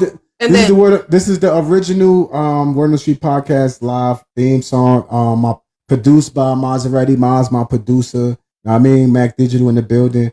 That's the company I'm with. I'm partnered with. And he came up with this theme song. We both wrote it together. But he put his little gloss on it and laced it up. So this is what y'all hear. I got a new one. We came up with a new one for season 2. So when season 2 starts, it's gonna be a new theme song. So every season I'm gonna have a new theme song. So that's how we're going to do it. And this is the first Word on the Street theme song right here. If y'all haven't heard it, if y'all been on the show before, y'all have heard it. But if you haven't been on the show, or if you haven't heard it, here you go, y'all. Let's go. Yeah. And while this is playing, you guys, please share out that live. Tap. Let's get this room up to at least 20 people if we can, you guys. I know you guys can help out. Let's go. I'm going to share on this page, and you share too, Grandpa. Let's go. Hey. Word on the street. Word on the street. Mac Digital, the Mac. Tap twice on the class. Then we back on the map. Tappers be tapping, pimps be macking. Whole town buzzing, every corner got it cracking. Word on the street, they repeat what we caption. Tappers be tapping, pimps be mac. New go in the back room, phone lit. Plans on the table, count flavors like paper. Every move real stable. Low brim, cold grin reads the room in the second sense. Talk chief, game steep. Pay attention to the lesson. Tappers be tapping, pimps be macking. Whispers turn louder when the money starts stacking. Word on the street, every name getting traction. Tappers be tapping, pimps be macking. Hey! That was the Word on the Street podcast live. That's the theme song right there. So when I heard that, I said, "Oh yes, this is gonna be for first season right here." And then I got the season 2 version. So when I Monday, y'all will hear the new Word on the Street season 2 version of the song. That was nice. Yeah. Word on the street. Word on the street. Marissa DePeter, welcome in. Thank you for coming. If you guys want to be a part of the studio audience, go ahead and request that. We are just doing some tapping and some sharing. We're about to get into the juicy part of the interview. If you guys know anybody who has known us from day one, please invite them in. Take a moment. I just want to see shares down in the chat while this next record is playing. Oh, yeah. Oh, go ahead, baby. You finished? Okay. No, you go ahead. Oh, this next joint right here is called "We in the Clear." This is I got the Everyday Struggle B.I.G. Notorious B.I.G. sample. My producer was able to work some magic and get the sample for me, and yeah, I had laced it up. You know what I mean? Put my little gloss on it, and this is gonna be on my mixtape before the second album. We're already working on the second album. My first album, I'm gonna shelf it right now because I don't know. I mean, I may want to change some stuff on it. You know what I mean? I was just so excited about doing an album that I kind of rushed into it. So I want to just kind of probably change some beats up and make something different. So I mean, I'm gonna probably shelf the first album, but the second and the mixtape, definitely I go definitely get that. I'm definitely gonna put it on Tidal. That's definitely gonna get streamed once me and my producer get everything situated and we get everything legalized and all that stuff. You know what I mean? So make sure we own it, make sure that we can get our proper royalties from it. But yeah, this song is called "We in the Clear." Everyday Struggle. If you heard B.I.G. Everyday Struggle, then you know where I'm going with it. You feel me? I got my own hook and all that to it. So here it is, y'all. We in the clear. Hey. Like that live tap and share, you guys. Let's go. Keep this thing going. Yeah. It's an everyday struggle, man. We struggle every day, but we came up. The Big had the right idea when he put the song out. Sure did. Shout out to Big Papa. Naughty God shit. It was an everyday struggle, but we came up. We used to eat cans of tuna, now we staked up. Lobster and shrimp, bottles of Bel Air. We used to be convicts, now we in the clear. It was an everyday struggle, but we came up. We used to eat cans of tuna, now we staked up. Lobster and shrimp, bottles of Bel Air. We used to be convicts, now we in the clear. I know how it feel to wake up, fucked up. Stroking bad luck down 1 week, the next I'm back up. Thinking like, what's the purpose? It has to be more than drug dealing, shootouts and cop killers. Wasn't piss poor. Moms work her fingers to the bone while I cut school. Retaliation, listening to Bone up in Foz house. Smoking beef and broccoli, we will pass out. Wake up, hit the block, 10 clips, gotta sell out and get more. You niggas jack asses like EO. I see horse trying to be wise, but you need more than just a fat ass and some subpar pussy. On my pock shit, not a killer, but don't push me. It's just me and Mozzie. He the maestro, I just let go and ride the beat with perfect timing. I'm grinding until I reach my goals. Keep my mind on my money, not these stank ass hoes. Let's go. It was an everyday struggle, but we came up. We used to eat cans of tuna, now we staked up. Lobster and shrimp, bottles of Bel Air. We used to be convicts, now we in the clear. It was an everyday struggle, but we came up. We used to eat cans of tuna, now we staked up.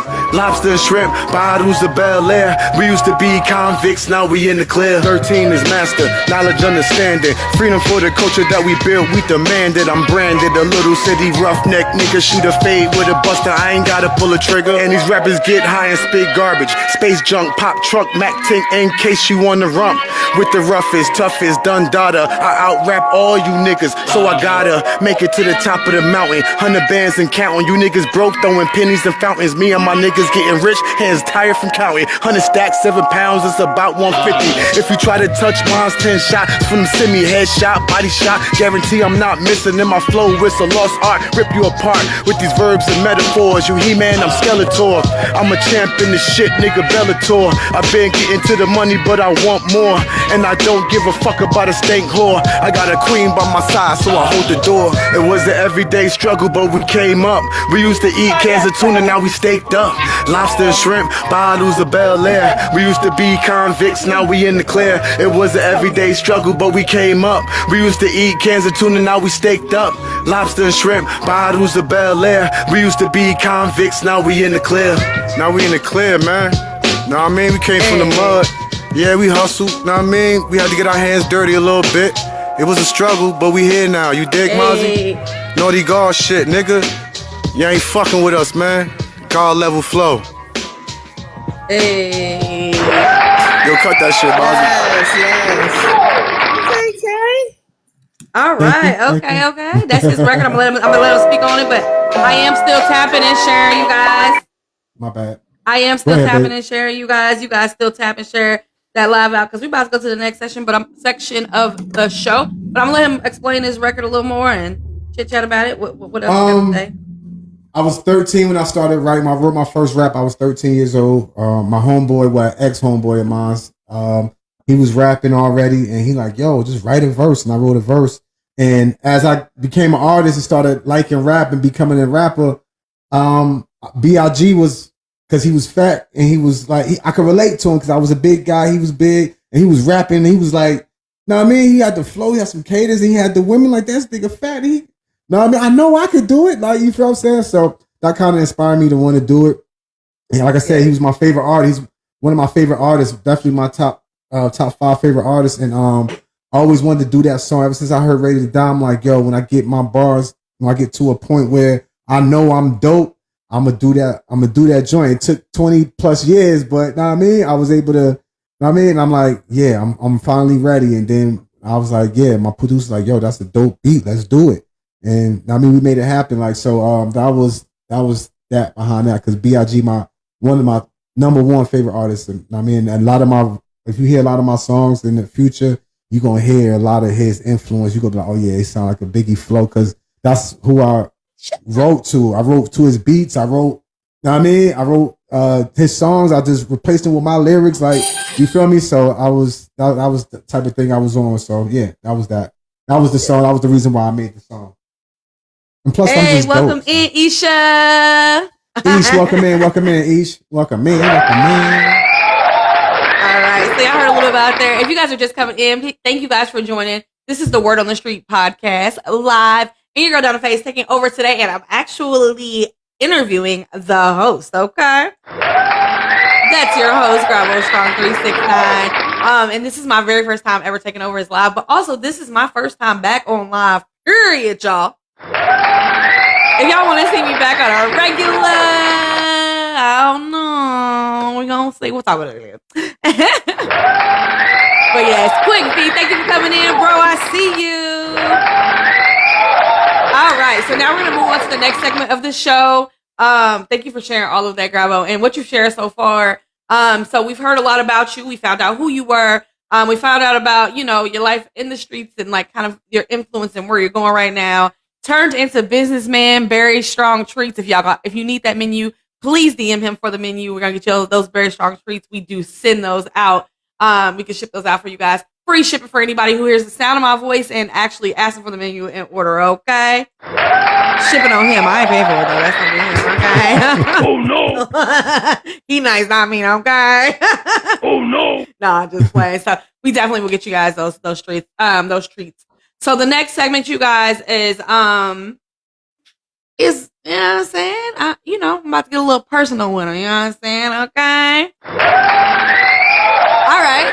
So I heard. Oh no. I heard you met your girlfriend. No, go ahead. I was just joking. I heard you met your girlfriend on TikTok. Oh no. That is a fact. Is that a All right. You can hit me up directly, Tay. I got my Instagram, Berry Strong Treats on Instagram. Y'all can go on Instagram. Y'all can watch. Y'all can see videos of me doing my thing. Y'all can see pictures of the product and how I do my thing on there. I mean, y'all can go on there and just hit me up personally, and I mean, I'll send you the menu and we can go from there. Yeah. We're working on rebranding and getting all that stuff together and out as soon as we're like, we kind of took hiatus where we're growing things, but we're here now. So ready for it, and then gonna start those juices soon. So super duper excited about that. Rachel, welcome in, dear. Thank you for coming by. All right, so you met your girlfriend on TikTok, huh? What was your first impression? When I first met her in a battle, she was battling, and I'm like, let me go in there and help her out a little bit. Nah, I mean, so I threw I ain't throw nothing heavy. I was just like, helping out a little bit. And she was there, and she was battling another friend of ours, and And she's like, oh, I'm like, what attracted me was her, she got the little afro, the Bushiana, the afro. That's what attracted, because I like the Tracy Ellis Ross type. I like women with that type of hair. I'm just into like Khalees. I was into her when I was young. You feel me? So she had that. That's what attracted me to her, the hair. So, I mean, she was obviously, she's beautiful, but the hair with them. I'm like, oh, I mean, I don't know why. I'm just weird like that. But yeah. So after that, I'm like, okay. So she's like, yeah, I'm gonna be your friend, and I'm like, all right, cool. So, you know what I mean? As I started my TikTok journey, I was with a group. You know what I mean? I was with a group at first. You feel me? And she started coming over. I started inviting her to live, and you know what I mean? I call her Miss Donna. Like, everybody know me from back when I first met her. They know I call her Miss Donna. So I was just like, Miss Donna, come to my live, Miss Donna. Like, know what I mean? Saying in a little flirty type way. You feel what I'm saying? So I mean, I didn't push up. I don't know if I didn't push up fast enough. I was timing. I was waiting. I was trying to wait for the perfect time to come smooth with my rap. Know what I mean? And she just, I think we did a live. We did something. And she hit me up like, yo, I need your number. Like, I want to be able to talk to you. Like, I'm like, oh, okay, cool. Sent the number, know what I mean? And I was at work, and I was going to, I used to work at my old job, and I was about to go drop off a transmission. I was about to get in the box truck, and she called me. I'm like, oh, shit. She called me. So we started kicking it, and all y'all that been on TikTok, y'all know the rest is history after that. Interesting. Bushiana misses you. Bushiana welcomes you. Anybody who was here at the beginning knows that all my lives started off like this, you guys. You come to my live and I'm like, Bushiana welcomes you. Bushiana, Quick, thank you for coming up here, bro. I'm putting you on mute, but you're here and we're going to talk to you in a little bit. I want to introduce y'all to my friend Quick too. But, so yes, I love Bushiana. Yeah. And Bushiana she's growing back, you guys. If y'all don't know, I did cut my hair. So she's really tiny, so we're gonna bring her back so you guys can see her, okay? All right. And so, did you ever think that you would meet a mate via TikTok? Because I know you didn't come here for that, right? Or no, I didn't come here for that. I've online. I was like before. I did a lot of online dating when 2008 when online dating was starting to be a thing. I was like one of the first people on online dating. So I wasn't opposed to meeting somebody online because I've met a lot of women online. Like my fiance, I met online, and a person I was with for 5 years, I met online. You feel what I'm saying? So I wasn't opposed to that. It just kind of happened. I wasn't, like you said, I wasn't looking for love on here. I wasn't looking for a mate. I was just coming on here to see what the hype was about and see what I can do. Maybe I can make an impact, go live. I didn't know nothing about going live. It was just kind of like all a blur. It was kind of like when you first got on Facebook or Instagram, it was like, okay, just scroll. Okay. I mean, people was doing dances. I heard the TikTok dances and stuff like that, and people doing imitations and stuff like that. So it was kind of like limited at the time, but now it just grew to something else. And I'm glad I got to be able to be a part of it and get in on it. Like, yeah, for sure. It's definitely changed since the beginning of this app, which was, well, the beginning of our journey on this app. And I'm saying our journey because we started around the same time. It's literally changed so many times. Actually, there's probably been like 5 or 6 different transitions of TikTok since we've been together, and it's just crazy. At what point did you realize, oh crap, like this might actually work, and we might? When we started doing Manifest Mondays, I'm like, yo, this shit about to pop. I said, oh yeah, we got something. I said, and the way we was going in people's rooms and lighting their rooms up and getting them to 100K. Yeah, I'm like, yo, we got something. That's when I knew. I'm like, yo, this shit could be for real. And that was the beginning of that was before we got together. That was the beginning of our business like journey. We just wanted to see each other win on here. And we were just coming in. And everybody's like, yo, y'all two together. Y'all work so good together. Y'all cute together and all this. And we like, yeah, we just go in the rooms, lighting it up. We ain't thinking about what they saying. It was business at first. Literally, we was working though. We literally was working. Yeah. We were just working like, and next you know, it was just, I didn't know what time when she came to my house. And we did a live at my house, in my apartment. We did a live at my apartment. And it's like, hold up, shit. And I mean, it was people that knew already. We was trying to hide it as best as we can, but it just eventually got out, and it was like, you know what, whatever.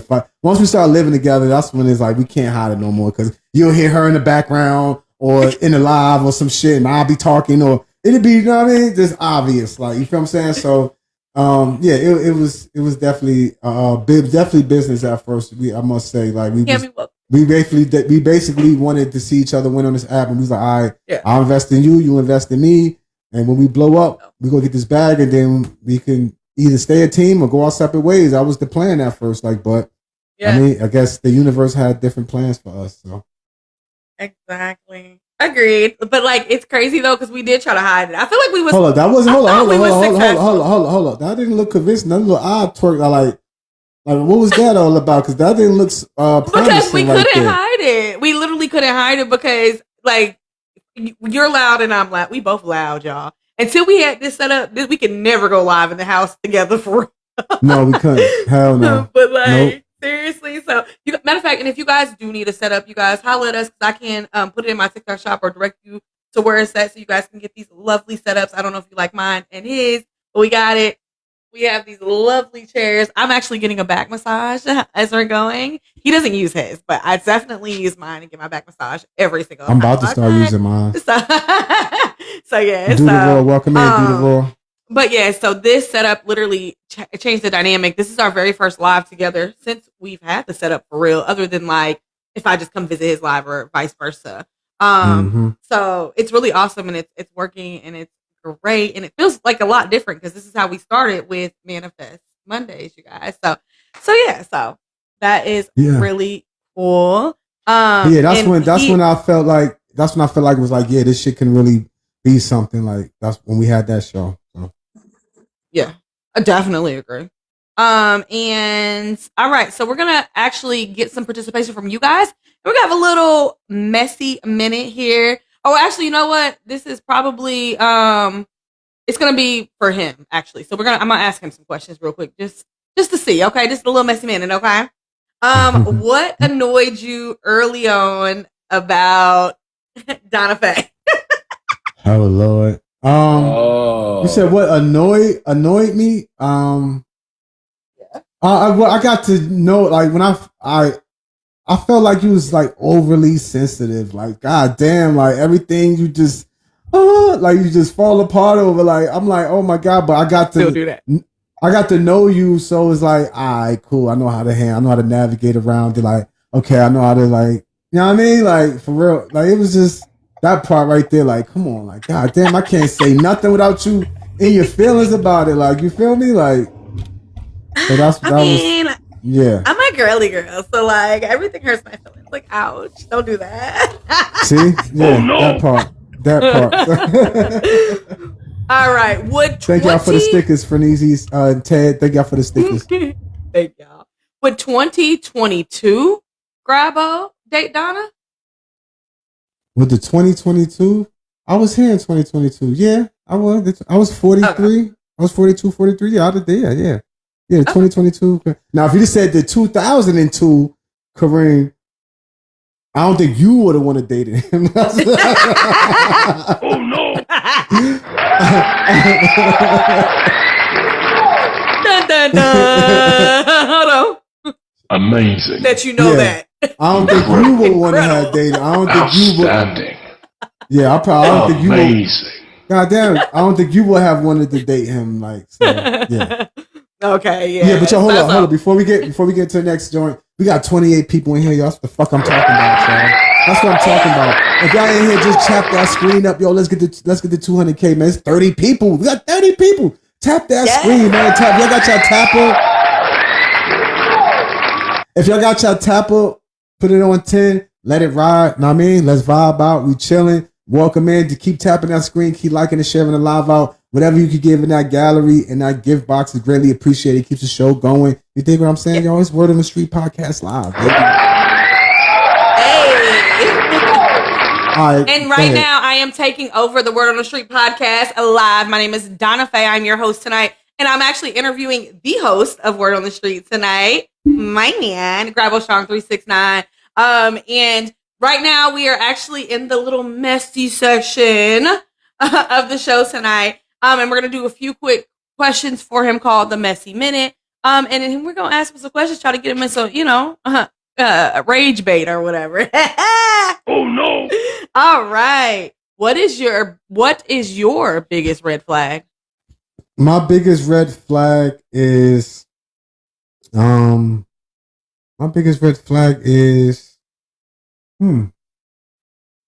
What is It my shouldn't be that biggest- hard. I can tell you about 30.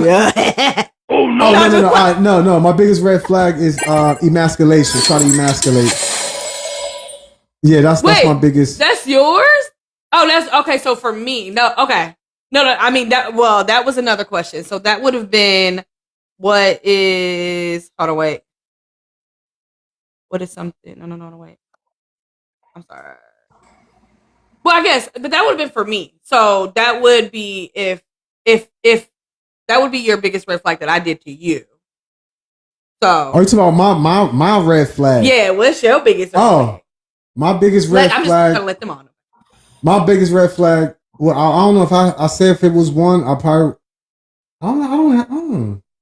Let me think. Like you can't think. All right, I we don't gonna go. have So what any. is Hold up. I don't have any red flags. If I want to say I had a red flag, I probably would say I'm overly with the punctuality. I get, know what I mean? Like, and sometimes if I don't get what I want, I no, tend for real, to, that is okay. But I guess if you wanted to call that red flags, okay. But Yeah. normally, Okay, no. so I'll give y'all a real life example of that. So say like if it starts at 7:03 and it's 7:04, oh my gosh, that's bad. Yeah, it's a Don't do problem. I'm with And you. it's on like that. a big problem. But I'm talking about a big problem, like to the point where like everything has shut down now in his brain. It does not matter because it's now 7:04. So yeah, so I get that. Okay, cool. All right, what is something people assume about you that is completely wrong?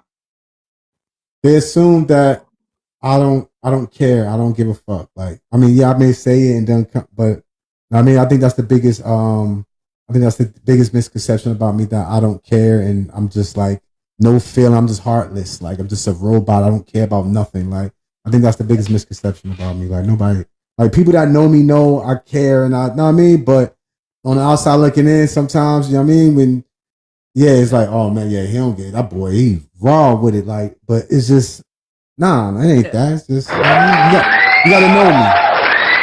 Yeah, and that's crazy because some people I think knowing people is a big thing, you guys.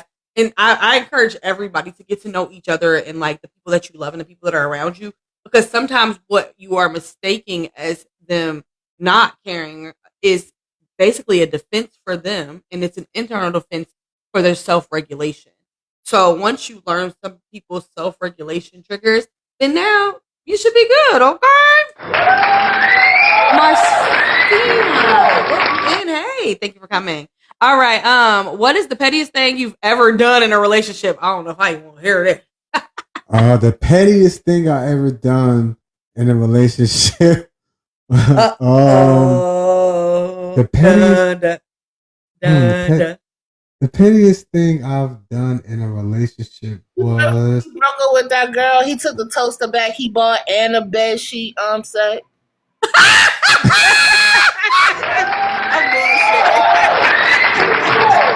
That is funny though. That is petty. It's so funny though. Oh, I'm no. not revenge. I don't know if this is petty or just I don't know. Maybe I was just. But when she left me and got with a new guy, I beat the new guy up. That's it. I think if that's petty. Oh my gosh! But yeah, I guess that's petty. That's petty. I just wanted to show her I just wanted to show her that you dating a sucker. Like so. I mean. So wait. So who in the chat is this type of petty? Like and she licked that sucker walls after you put the paws on them. Damn sure did. So I want to know who in the chat. This is some audience participation. Which one of y'all are this petty? Who's petty enough to leave and take the batteries out the remote? Who's petty enough to leave and take all the left shoes when they leave? I only seen dudes do this. A lot of different ones too. Yeah. I be dying like this. Like, I heard somebody took all the left shoes when they left. Oh no. That's crazy. Yo. Crazy. Somebody I know took the toilet seat they bought. I'm not lying. What? Somebody I know took the toilet seat. They came to my house after breaking up with their girl. They had a spatula, a toaster, a and bed toilet sheet seat. set, the toilet seat, and like some hangers and shit. And it was Crazy the same work. motherfucker that tried to play you in the car. Crazy work. You heard What about Hold on. on You the way? said the same. Oh, what the fuck? a toilet seat? Yo, he had a toilet all the shit seat. he bought in that girl's house. You could have let her keep that shit, bro. The toilet seat, bro. Serious. What you want to do with a spatula? Like, what the fuck? You don't even cook, bro. You don't even I cook. started using that shit because it's brand new. I did sure did the toaster. That's It was crazy It was work. a full slice jump off too. When you put food. That's no. crazy work. Oh Lord. Oh Lord. Oh, hold up. Me said I took the dryer and left the washer. No way.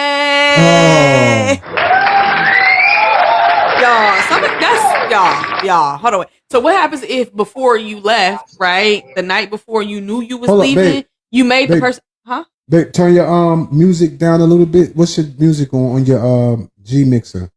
Look on your G mixer and see where say mic and music. What's your music at? Mike and me. Oh, low. My music is not No. even on. I don't have no music. No, baby, it says music and it says mic on the bottom. The volume for your mic and the volume for your your voice. It should be at. Is it at 16? Music and Mike. Oh yeah, music's Is at that 16? Okay, turn it down to like 12. But my mic is at 12. That's I'm fine. I'm turning it down. It's not moving. I mean, I'm spinning it. I mean, Oh. Okay, I got it. Hold on. I figured it out. Hello. Is that better? All right, that's better. Yeah. Okay. How do you know the difference? What does that mean?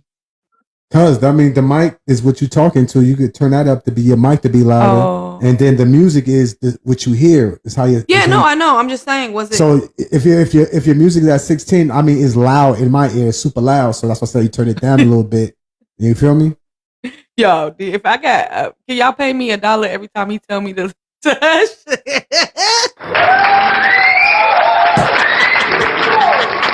I'll be super rich by now after this year, y'all. No, I'm just saying. He does not like loud noises, so I really am like very, like I pay attention to that quite a bit. Like I try not to be extra loud. when See, I'm the to young him. boss said he said turn his phone down, so that's why I said turn your volume down, so that way it won't be like super loud. Yeah. Okay. No, it's Yeah, but it's all good. Yeah, it's straight. That's funny. Hold on. Okay. There we go. Is that better, you guys? I hope it's better for everybody's ears. But yeah, so I forgot exactly where we were at. We were Oh, you was asking the asking me the audience. next question. You was asking me a question about what was my pettiest? The petty. It was, Oh yeah, the pettiest thing you ever did. Yeah. Okay, so yeah, but I just didn't know how petty y'all was, but I see y'all real petty. But I said, what if the night before you knew you were leaving, you made beans for them, and then when you left, you took all the toilet paper. Oh no! Hey, if Now that happened to me, I'm just using some paper towels or some paper. Son, No, you took the toilet paper and all the paper towels. newspaper. Now They what ain't you gonna take the newspaper. They ain't gonna take the newspaper. Know what I mean? Okay, but what you gotta walk to pick up you gotta go walk with That's your. fine. That's fine. That's gonna be bad. I'm not gonna sit on the toilet all day and wait for. I'm the only one there. How else am I gonna get it? How else am I supposed to get up and go get Tissue it? out the shoe box from your shoes and use that shit. Know what I mean? Like I ain't that gonna hold shit's you. I soft wouldn't enough. need. I ain't gonna lie. I would just hop in the shower at that point. But then now you gotta like. It might be a little gross, but you gotta do what you gotta do. Because why would she? Yeah, that's true. Like I would Hop in the call shower. her or him and be so mad. Yeah. Oh no! All right. Okay. What is harder, dating younger you or current you? Younger me. Current me is easy. You just gotta not get on my nerves, like pretty much. Like, Uh-oh. but Oh no! but Do that the young, all I the think time. Get on that they ain't younger me because the younger me was easier to be like, nah, I'm good. Any red flag or anything I thought was a red flag, it may not even have been that. It could just I thought it was or I felt it was, and I was done. I was gone or I was cheating. So I think dating the younger me was worse than Like I said, when I was young, you wouldn't want to. No, I'm trying to tell you. Listen. Oh no! I'm trying to I ain't tell gonna lie. I ain't gonna hold you. I probably wouldn't even look that way. I ain't gonna hold you, and that's crazy because there is a question about this, but we'll talk about that. No, you would have looked my my side. way. You definitely would have looked my way because I was that guy. But I'm just saying. But those Yeah. type of guys were never that wasn't something for me though. Like I mean, obviously I had all those guys in my hood. I would have. Those guys got overlooked. I would have. That's all I'm saying. You'd have been like Beyonce, like I need a soldier. You feel me? That's funny. Bree, welcome in. Thank you for coming. Nah, but it was meant to be. If y'all would have met earlier, it probably been meant to be. Yeah, right. What surprised you most about Donna? You asking us? She how involved she wants to be in everything I do, and I think that's cool. Oh, that's how you fell in love. Hey, Brie, Alicia, how you doing? Thank you for coming. Because a lot of my exes they didn't really like want to get involved in anything I was doing per se. Like if I was like had a business venture, or if I wanted to do something, they would support me, but they wouldn't want to be like, okay, give me ideas and look, baby, we could do it like this. Like it was none of that. It was just, okay, I support you, I got your back. But I mean, there was never like a lot of them wouldn't contribute to the ideas or contribute to the creative part of it. But you do, so that's cool. They weren't invested in it. There you go. That's what you're going to tell. They wasn't invested. Well, that's good to know because I feel like that must be like a quality that I like had. I never thought about that. Like I never thought of that. Like I would have never known that unless I had asked you that question. So, yeah, that part. Thank you. Yeah. Well, I will continue to always be very involved and support you. But that's not just him, you guys. I think that's just naturally me too, though. Not to be funny, like not to put it against you, but that's just naturally me as a person. So if that made you like me, cool. But I'm naturally like that with everybody for everything, though, which is, you know, being an agency manager here on the app, I have to do that a lot. Like I'm over here trying to give you guys ideas to help you win as creators. So, babe, before you get into the next question, before we get into the next segment, I got my bro, One Cooley Cash, just came in the building. Y'all make sure y'all go follow him. That's who I'm interviewing on Monday. I told him to come in here and get some followers. Y'all make sure y'all go follow him, man. Please follow One Cooley Cash. I did get a chance to listen to his music. They played it for me. And man, he is. Yeah, he's an artist. Okay? He's an independent artist, a young guy. Love it. He's from Riverdale, Georgia. Know what I mean? Outside of Atlanta. He's a young dude. Know what I mean? Doing his Thug Dizzle, man. Dad, entrepreneur. We'll be interviewing him on Monday, so y'all make sure y'all tune in for that, and y'all make sure y'all go follow him right now. I'm not now, but right now. All right, I just followed for my backup, and I got to follow for my main page. So yeah. All right, go ahead, Miss Donna. Okay. And then what? Let me see.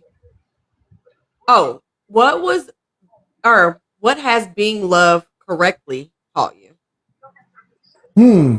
Being loved correctly taught me how to be more open and how not to be closed off. Because sometimes with me, it's like, I gotta know, sometimes I don't know I'll be like, damn, is she really, you know what I mean? Is she really fucking with me? Or like, I gotta really know for me to open up. So I think being loved correctly helps with that and help me to be like, all right, I could tell you how I feel. I could open up without it being weaponized against me. Like, so.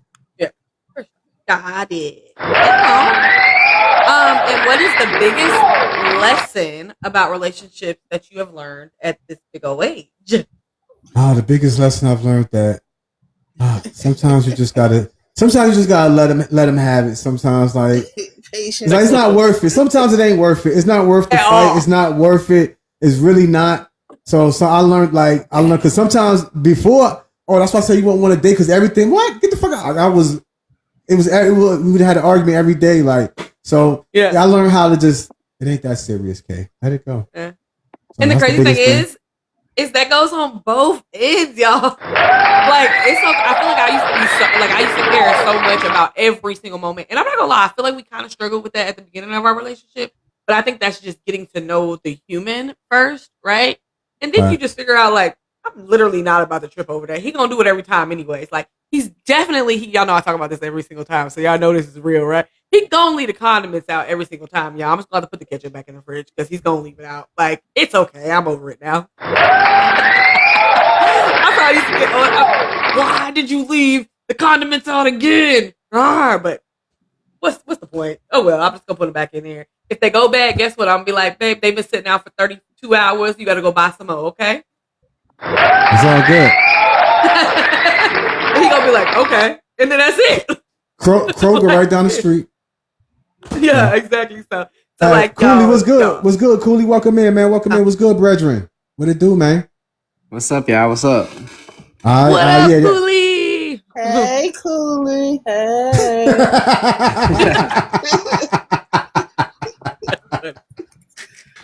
Yo, Leak crazy. Yo, this is Leak. This is Leak. 30 years ago, saying it's funny as hell always, man. I swear to God. Let me All give right, you my some bad. Cooley. This for you, Cooley. Stepping in the ram. Thank you. Look, Cooley, Leak, Cooley for Neezy. This is LJ, the beautiful LJ. Isha, the beautiful Isha. Young Boss. We got our guy Ted up in here. And my girl Nisha, she's the bomb.com. She up in here too, y'all. So everybody get acquainted. Everybody know each other and love on each other because everybody in here is quality. It's quality. We gotta say it fancy without quality. It's quality. Quality. All right. So now we're going to do something else that requires your participation, you guys. So I hope y'all are ready for this. We'll let y'all answer first, and then after that, me and him are gonna point at the same time. Now, either A, we're gonna point at him and he'll point at himself if it's him, or B, I'll point at myself and he'll point at me. Oh wait, it's this way? Because I'm inverted, that's why I gotta go that I know, but I'm this way, right? This is I'm pointing at him, y'all. Yeah. Okay. Or I point at myself, or we can point at ourselves at the same time if we think it's both of us. So if we think it's ourselves, we can. If we both point at ourselves, so that's just how it's going to work. But we'll let you guys answer first. So are y'all ready for this segment? Let's go. All right. So who do you guys think? Okay. Who said I love you first? You. Grabo. Grabo. I think Donna. Donna Faye. That was you. That wasn't me, that was you. That was you. What night was it? When you stayed out at my house. I know, that's what I said. I said it. I think you said it to me first when you woke up in the morning. I said it first. That's okay. I love you. Okay, so that was me. I'll take that. I guess. I feel like he did it, y'all. But it's all. I messaged him first. I wouldn't lie about no shit like that. Okay, so maybe I rocked did. the boat so good she thought she said it, bro. Right? God, dang, like I thought he did. That's the answer. They both pointed at each other. I literally thought that one was him. I did ask for the number first, but like, gosh, I think he said that word first. I think he said it first. No. All right. Who is more stubborn? Okay. Hey, Diggy, welcome in.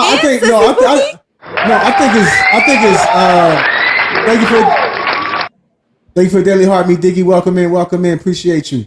No, she's still more stubborn than I am. We're not doing that. She is her. I think it's both of us.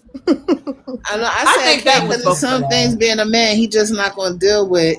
That's true. That's true. We'll try to, justify, try to figure it facts. out. No, that's facts. That's facts, Lee. You right. Because once I say it's over, it ain't over. It ain't popping. Yeah. Yo, it's done. And mind you, that's the thing with me. Like, even if it's me trying to be stubborn, I can't be stubborn. Because if he says, I'll just be like, whatever. I'm done. I'm over it. It doesn't. He trumped. He won. Okay. Oh no. So that one's definitely. All right. Next up, who takes longer to get ready? You. Yes. Like today, I said 5 o'clock. I said 5 o'clock. Tell her, who was we waiting on? We were waiting for this show to start at 2 o'clock. Thank you, Felizy. I did not deny it. Listen, I got both fingers pointed at myself. Thank you. Okay, Thank you, Felizy. What's the most interview questions? Thank you, Felizy. Thank you, Felizy, because she tried to finesse me and say, "Oh no, no." No. Oh, okay. I pointed at myself. Oh, okay. Saying you ain't Diggy. Thank you, Diggy. Thank you, Diggy. I appreciate All it. right. Y'all make sure y'all go follow A Diggy, man. She good Yeah, people, she's- you know what I mean? Day one, A1. Y'all make sure y'all follow her. A1, She in the day one. chat. She probably know all these answers to these questions. She'd have been around so dang long. That part. All right, next question. Who is the better cook? Damn, my boy could cook. I don't know. Y'all both probably could cook. Cause you be She in can the cook, but you be in the kitchen. I told her, Who look, is hold the up, better hold up. cook? I am. I told her how to make mac and cheese, and I told her how to make twice baked potatoes. What else I teach you? And hold on, pause. But okay, so y'all, do y'all think we ate mac and cheese and twice baked potatoes in a year? That's it? No, that's not. I'm just saying. I taught you how to cook that. You didn't know how to make that before me. He taught me how to cook it. Yes, I but did. Like all I got, no. He taught Okay. me how to cook it. But y'all, we didn't live off of twice baked potatoes. And I got knows just how a to cook? 50-50 question. She can cook. I ain't saying she can't, but I'm just the better one. That's all. Who knows how to cook? I'm the better one. He got some experience. He cooked No, 20 she- people, right? 20 people. Yeah, you know what I mean. Like So, I know hold how on, to cook this a is- steak.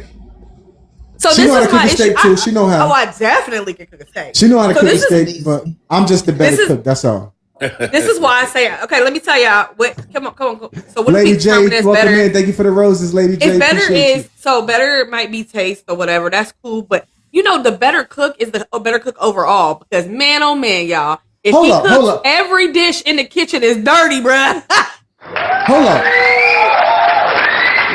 Everyone. How you gonna say I'm not the better cook when you first started cooking for me? You was putting cinnamon in everything. Oh shit. That's that Ohio shit. I mean, Yo, the I first- like cinnamon. that was but I don't like it in everything. You ain't gotta put it in the ground. And No, I stopped. babe. It was very easy I to know. do. I know, but what I'm Yes, you saying asked me is, why I did because I liked it.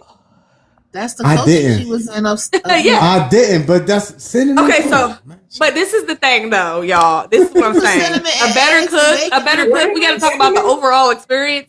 And the overall experience is if he cooks, y'all, every single dish in the kitchen is dirty. Okay, everyone. But it's good. Don't matter. It don't matter. No, it's good. That's neither here nor I don't there. think a lot of men know how to clean as they cook.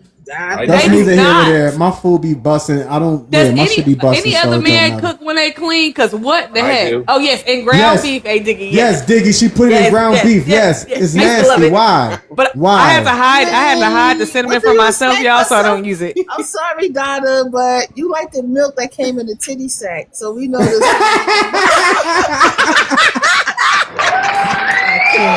Cinnamon is a normal thing for her, y'all. That's her. Yes. Yes. Oh wait, Imani, your boss yes. said he does the dishes after. No, you're supposed to wash the dishes while you cook. As you cook, bro. Right. Like, that's Okay, what so that can we get a kitchen poll? thing. Can we get a poll in the chat? Do you wash Hey, dishes as that's you what we cook doing. or after you cook? I cook them, man. I wash as I cook. As what'd you say? Yep, as. No, I was, Next, okay. All right. do Oh both well, at who the same cooks time. more? of course, yeah. You cook more, yeah. You do. I'm supposed to. It's cool. It's cool. Yeah, All Donna right. she did be in the kitchen a lot. When Yeah, All she right. do. Here we go. Let's let them answer first. Here we go, y'all. Who gets over arguments faster? Okay. Rabble. That's it. Who gets over arguments faster? Donna. I don't know. Nah, sometimes you let it linger. You let it linger sometimes. I'm pretty much over it the next day. I'm pretty I'm much over it the within an next day. hour, y'all. I'll be back downstairs in his arms in an hour. No, yeah, but then we got to reiterate. We got to revisit it. We got to revisit it. So that's how I know you're not really over it. 'Cause I'm we got to feeling Donna on that revisit because it. I don't feel Donna because I don't give a fuck how mad we is. You gonna lay next to me. Hey, We can just beat each other with the iron. I don't give a fuck. Now lay down. You lay down. yo, I'd be so mad if he falls asleep downstairs. Guess what I'm doing? And she gonna be right there, right next to the couch on me, like move over. Like the couch is not Come in big the enough bed. for both of us. Hey, Tiggy, welcome, Boogie. I know, yeah, this one's not. We about to get another one that is, though. Y'all, But sorry, I literally. got an echo. Hold on. Hey, Do I have an Tiggy. echo? Thank you. Yeah, a little bit. Ashley. No. Okay, 1 second. Mhm. We gonna But lay yeah, down. so no, on everything, like, I don't play like that. But I'm usually over it within like an hour. Do we have to revisit it? Yeah, probably, but because we haven't resolved it yet. But I'm We gonna over resolve it. it after we eat breakfast or dinner, whatever. No, Exactly. I feel because I feel like we resolve it, But then she'll probably remember something that she want to say, and then that's where we'll revisit it. Like, but I'll be thinking it's over. I said what I had to say already. I don't really want to run a repeat. She'd like, all right, we was over. And then she'd think of something. Oh yeah, remember yesterday when we did? But I just wanted to say, like, goddamn, like. Listen, y'all. If he has to bring it back up, he is not happy about it. Like it's a done deal. Like, because my things, I think we settled. Okay, all right, we talked about it. We got it out. If it was, if we agree to disagree or whatever it is, I'm thinking in my head, okay, we got everything on the table. We straight. We cool. We back to normal. I remember that one we had. I remember the pop. All the men told us once they say I'm sorry, whatever, they over it. It was what Mink. How's your mental? OG. Oh yeah. The bald head orange. It was a lot of men on the panel that night, and they was telling us women all the secrets, and I listen. So once I say I'm sorry, I'm over it. I keep apologizing. Okay. Now I know how to move accordingly with y'all men. Oh wait, once we say we sorry, they're over it? No, men. They all said on that panel that night, they don't know why we keep bringing up old shit that it already happened when they said that they apologized. And I think you came in like, well, why would you go out late if you know we just got finished having a problem with you cheating or whatever the factor was? Oh, yeah. It's like, yeah, that night, I said, I took heed to everything every man said. Because we'll still be in our feelings. But they feel like once they said we sorry, we apologize, we done with the issue. And it ain't usually if I get an apology, because that's hard to get out of this, man. Oh, no. If I get one of them, baby, it is over. I am happy, okay? It's like the repeat offenses is what gets me. I'm like, man, you said sorry the last 3 times. Just stop doing the bullshit. And me, I'm good with not doing it again. doing it again. So I rarely got to apologize. I'm like, all right, it's always something new. It's never the repeat. Well, maybe 1 or 2 things is repeat, but you know what I mean? I got over those. And a lot of times I don't want to say men are oblivious, but women, we overanalyze everything. Yes. So like a lot of times men don't even realize that what the issue is when it's happening. Like they just be in their own world. That's crazy. Hey, Nick, he literally said to me, you want to know what he said to me the other day? Sometimes our disconnect comes because I don't think I did nothing wrong. Oh no! Be serious about that, y'all. Oh, you know what I'm saying? But no, listen, women, when I'm telling y'all, that might be the case. The case is that they didn't think that they did nothing wrong. So now we over here tripping in our feelings, and they don't even think they did nothing wrong. And so this is why sometimes I'll be like, let's agree to disagree, because sometimes I don't like. I'm like, all right, I may not feel like I was wrong, but you felt. You know what I mean, your feelings are valid, so I gotta be like, okay. You know what I mean, but in my head, I'm like, look, I ain't do nothing wrong, but I got it's something small to me to make sure you happy. So it's something small. I ain't gotta fight for that. That's nothing to fight for. I'm like, you got it, babe. My bad. Like, and vice versa too, though, because we have to do that as women too. By the way, because we might not have thought we were wrong. In our minds, we are always right. Yeah. That's true too sometimes. Okay. In my mind, I'm saying, and 99% of the time I am. But I know. That's what I said. Hold on. But it's crazy that he shook his head. Yeah, you want to know something? That's all I say. 99.9% of the time I am right. So it's not me always thinking I'm right. It's just me being right. Okay. Because he knows accountability on this panel. Women that take accountability. The slight chance when I am wrong, I take my accountability immediately. I don't care. Oh, that was my bad. I'm sorry. So let me tell y'all something. All right. I'm gonna give y'all a small example. We gotta get back this Grabble night. We'll get back. Come on, I just want to give a small example. There was an example where he did something that I really don't like, and it really bothers me a whole lot.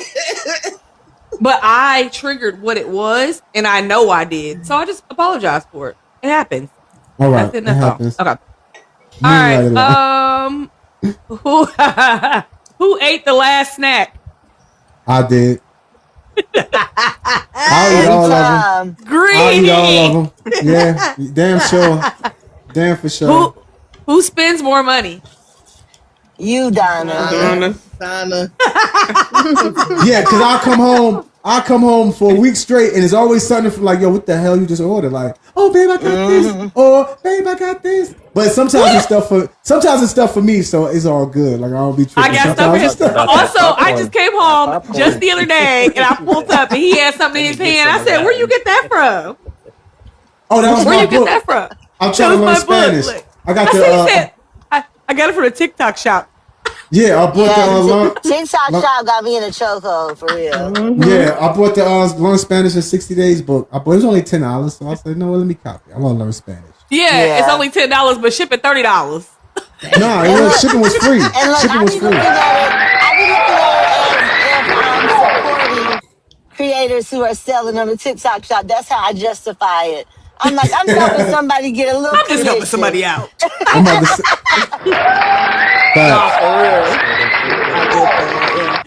Who says I'm fine when they really aren't? Okay. Yep, I damn sure do. I do. Yo, he'll be like, I'm good. No, you not. Because sometimes I'll be so upset that I don't want to say nothing out the way. So I'm like, look, I'm good. Leave me alone. Like, and then I'll revisit it once I cool down. I'll be like, all right, let's talk. But while I'm in the moment, oh no, you gonna get whatever you get in the heat of the moment. I'm just saying, like, you gonna get whatever. No, you and get. literally at the very beginning of our relationship, that was really tough for us because I could not decipher that was him self-regulating. But y'all know, you know that if you're with a woman, and I don't care who you are as a man, and I'm gonna tell you this real outright, that if a woman cannot realize that you shunning her is not you being disrespectful, and she can't determine that you are not using it for real as abuse, and that's your actual self-regulation, please run. Please run. That is legit his self-regulation. Mind you, there are some people that use that against you, so women be very aware of it, but I ain't gonna lie, it took me a minute. I had to I'm like, is he using it against me, or is that for real? But no, that's for real. He just gotta. Yeah, because I'm a type of person, I want to talk about everything right then. And Aries. I have to understand that sometimes people are doing that, like you said, as preservation of the relationship. But I don't be seeing it that way. Like, look, I want to talk about it. Let's get it out right now. Yeah. That's how I'm like, and end up more mad. Yeah, exactly. You gotta see what I had to let her know is that give me that and you'll get more out of me. You'll get more of what you want as far as talking and communicating. You'll get whatever you want. Just let me cool off, please. Because if you get me while I'm heated, you're going to get some shit that you don't want. And then it's some shit I can't take back. Like, I don't want to say nothing I can't take back or something that's going to make her feel like, you know what I mean? Other than what I'm trying to do in our relationship. So that's why I'm like, look, chill. Let me chill and you'll get whatever you want. You get all the answers you want. Just let me cool off for a little bit. So that'd be my thing. True, agree. Yeah, And the crazy thing about it, I just feel like sometimes though, I think what triggers it for women is this: there are men. I don't know if you guys know this, and I look back and I'm thinking, have I ever been in this situation? Is that why it's so sensitive to me, or just I've seen other women in this situation? I think it's really why it's so sensitive to me. But men can use that as a form of abuse. So whenever it happens, it's a trigger. Like, hold on. But I mean, I know now it's not that. You don't do it at any other time unless we had a big disagreement and now you just leave me alone. And I know something's still wrong, but you leave me alone. So I'm like, oh, well, guess I gotta go do it. Oh, hold on. Babe, before you get to the next question, I need 5 rescoops from y'all. I need 5 people to follow me, unfollow me, and refollow me back. 5 rescoops, y'all. Appreciate it. Thank you. I just did rescoop. Appreciate it. Already. All right. Who is more jealous? Who more jealous? Donna. I ain't jealous I at all. was gonna say neither. I already say me. I'm gonna say me when I neither. So I'm definitely not. I don't. That's the I give you jealous vibes, babe.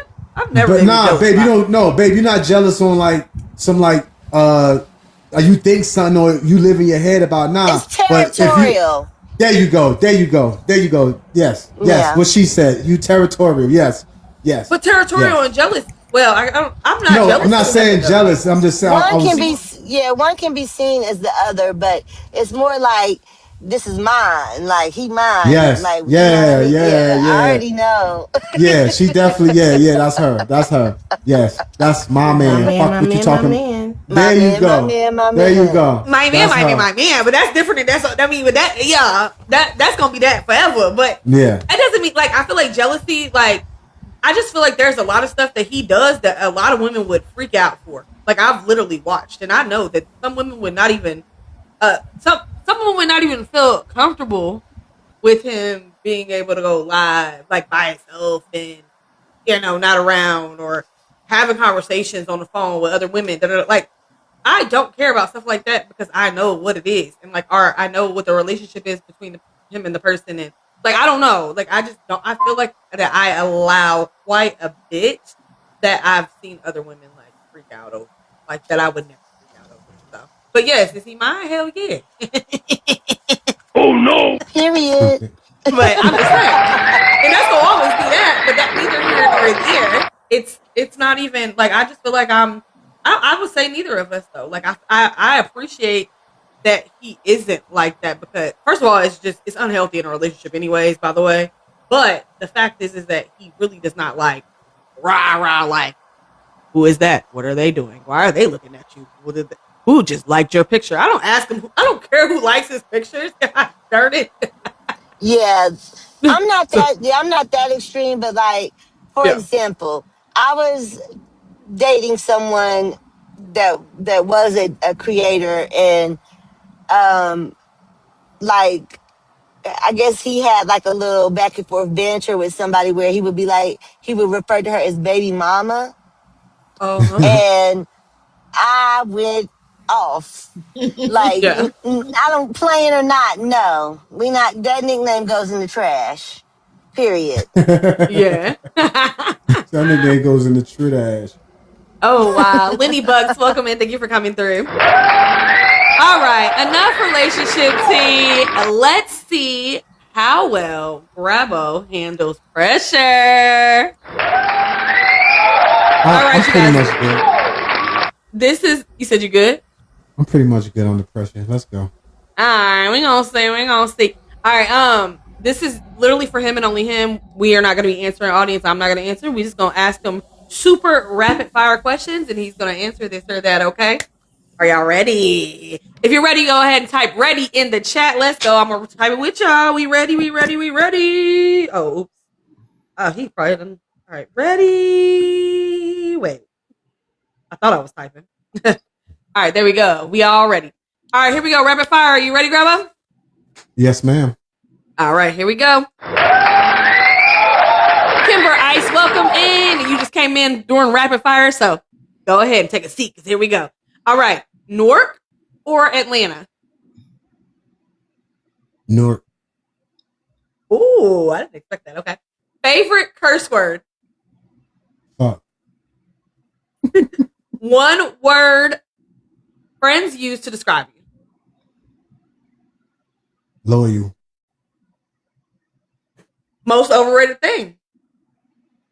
Most overrated thing about me? Yeah. Most overrated thing about me? Or overrated thing in general? I think I'm an overthinker. I think overthinking, I think. All right. Loyalty or love? I'm gonna go with loyalty. Most annoying thing you do? Most annoying thing I do is like I say with time. If you're not on time, I'm gonna keep annoying you. I'm gonna keep saying sarcasm. So I guess I'll be a nuisance over time. I guess that's one thing that's annoying about me. All right. Rich or peace? Peace. Introvert or extrovert? Introvert. I would say 70-30 introvert. Okay. Night owl or early bird? Early bird. Give advice or receive advice? Both. I'm good at receiving advice, and I like people giving me good advice. Okay. I'm gonna come up with some off the top of my head, you guys. Those were kind of pre-done. let's do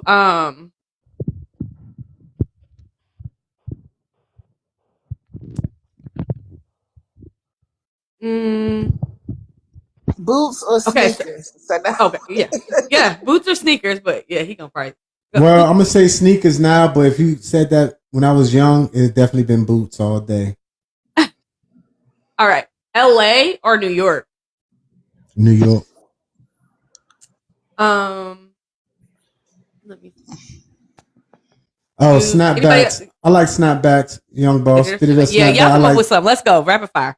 Yeah, I like snapbacks. Snapbacks, you could adjust it to your, know what I mean? But with a fitted, you got to get the right size. And then if your hair grow, it depends. Like, yeah, women don't know about with fitted caps. When your hair grow, it tightens the hat. So we got to, your hat size is when your hair is cut low. That's your hat size. So if your hair grow and you get a bigger hat just to fit your hair, and when you cut your hair, it's going to look, know what I mean? It's going to look silly. So just. Hoodies or zip-ups? I like hoodies. Hoodies, definitely. Jabals or guess? Weave or natural hair? Natural. On a girl, natural hair? Okay. Yeah. Tim's, yes. Hey, Diggy, definitely a pair of Tim's. It's a fact. Yep, facts. It's weird with hats. Make it fit with the fitted. Yeah. See? What? What do you mean? Yeah, you talking about when I was talking about when your hair grow, you gotta make yeah, that's what I was gonna say. Like Rabba was saying, when your head grows or your hair grows, like your hat, it doesn't fit like when your hair's shorter. Yeah. Oh, well, that's why y'all be having so many different hats then, because of your hair. Well, then why don't you get hats that fit your long hair and hats that fit your short hair? So when your hair grows out, you can just use the long haired hat, and then because that's listen, woman logic. Hold up, because one hat is not going to do that. Right? You'll have to buy two different hats where you can just that's buy. What we mean. Well, just keep your hair cut low, and then your hat will fit. That's basically the solution. But I'm telling you, but I'm trying to share women logic with you. There you go. That's the answer. Women logic is how many ladies on here got clothes for if you lose weight and clothes if you gain weight. Oh no! And when you're bloated. See, man. I can't wait to sit back in the face. See, man, we're not trying to get too much stuff. We don't need two different hats for the same. No, we just keep the hair cut low and the hat to fit perfect. We ain't gotta buy another hat. But we got to get a haircut though. You have to get haircut. So a man would rather get the haircut, keep the haircut low, keep the same hat so it fits. We gotta buy two different hats. Okay, I get it. But I feel like, who was the person who said it first? Was that you, Lee, that said that they should get a different hat for the longer hair? Yeah, I said that's why I've been to guys' houses. Yes, and they have like two hats, two sizes. But they hung up on the wall and stuff like that. They be having hella hats hung up. And some of them be the same hat. And I get it. Y'all get them in different sizes. But that's why a snapback, you can have hair or not, and a snapback will adjust to your head. So that's why I say snapback. Oh, snapback, yeah. I ain't gonna lie, I never liked fitted hats. Like, I think that fitted hats look weird on people's heads. I don't know why. I'm sorry. I thought guys just like the fitted hats because they cost more. The fitted hats do cost more than snapbacks, absolutely. Okay. So I guess I never even thought about that. What was that? Oh, go ahead. Because LJ had a good question in it. Yeah, I said 90s rap or the 2000. I'm gonna definitely go with 90s. 90s all day. 90s, I grew up in that era. 90s all day. Like 90s was a dope era. How you gonna ask this old self? Oh no!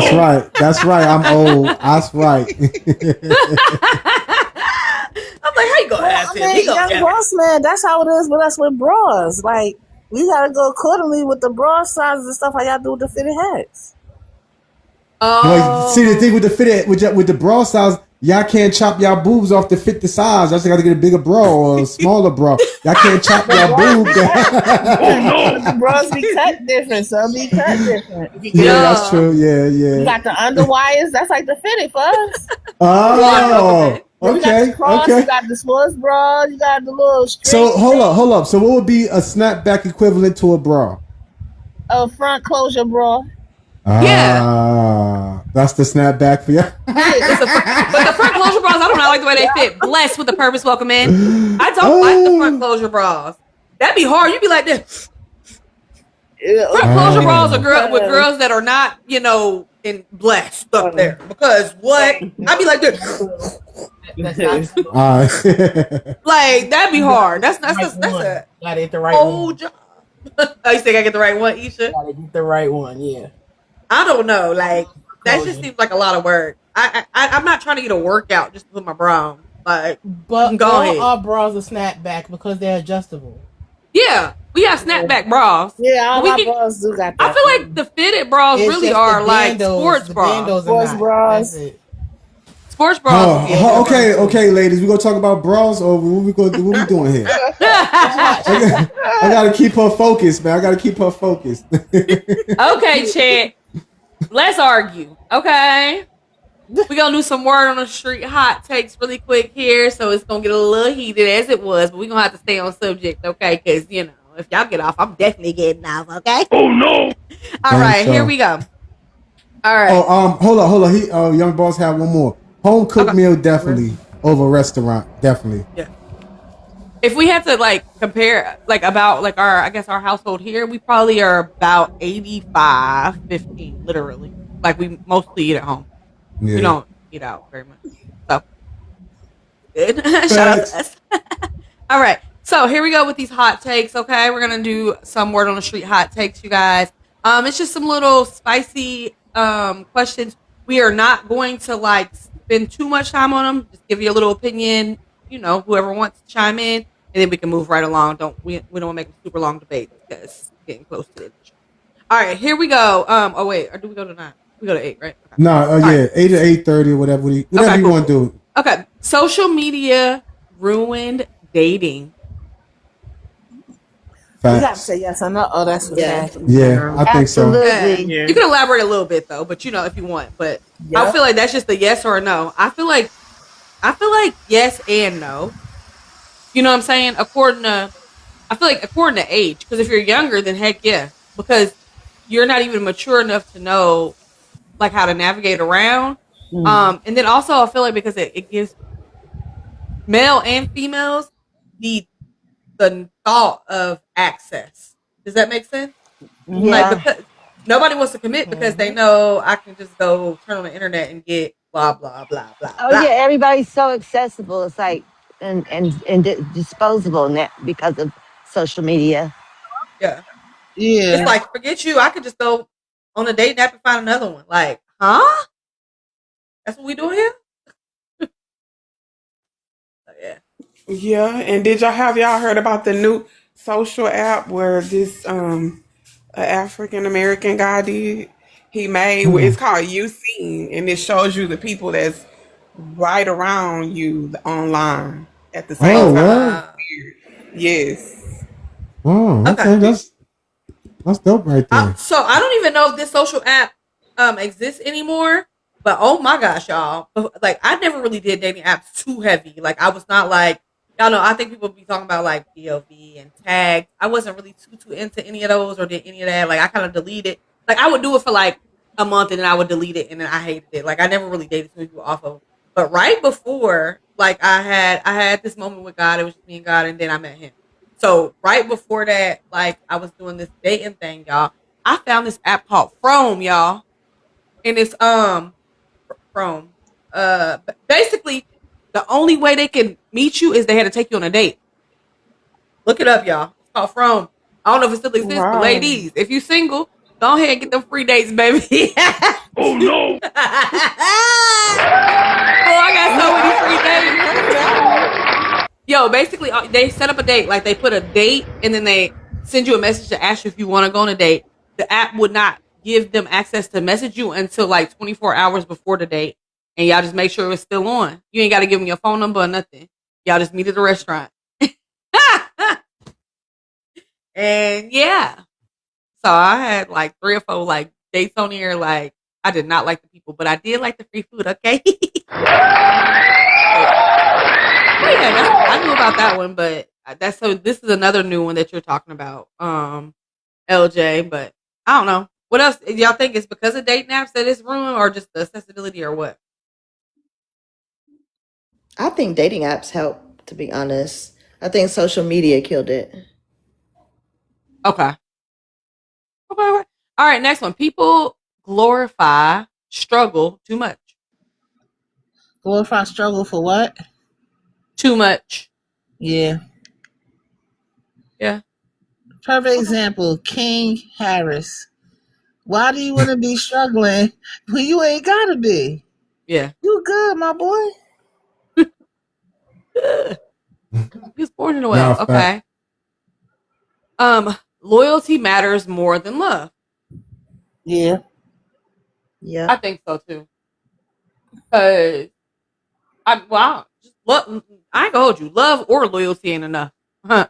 Wanting to be with the person is enough. Social media is all about dating arena. Yeah. Loyalty or love ain't enough. You gotta want the person. You gotta find somebody who wants you too. That's all I gotta tell y'all. Because if y'all don't want each other, you gotta choose each other again every day. When you wake up in the morning, you gotta choose to be with that person again every morning. That's so true. Telling you. Because it's like, because anybody could easily be like, I can do it myself, or I don't need somebody, or I could go find somebody new. So I feel like you have to choose your person over and over again every single day. And that's just me. But I don't know. What about y'all? Loyalty matters more than love? Yeah, loyalty for me. Okay. People quit relationships too quickly. Yep. Yeah. Yeah. Okay. Well, since it's cancel culture, Yeah, sometimes. I'd say sometimes, yeah. That vibe ain't right. You know right away when something's not right. Red flag. Okay, so do people confuse attention with love? Yep. Yes, definitely. Not to give you attention, but that don't mean I love you. No problem, A Diggy. Nice meeting you. See you soon. Well. All right, Diggy, later. Thank you for coming in. Appreciate you. Thank you, Diggy. Big love, honey. So yeah. So y'all do think people confuse attention with love? Yep. Or do they just try to get attention to try to fill the gap of the love that they're not getting? That too. Yep. That's how a lot of like people, it don't matter female or male, you get them attention somebody never had, they think it's love. And they fall into that situation all messed up. Okay.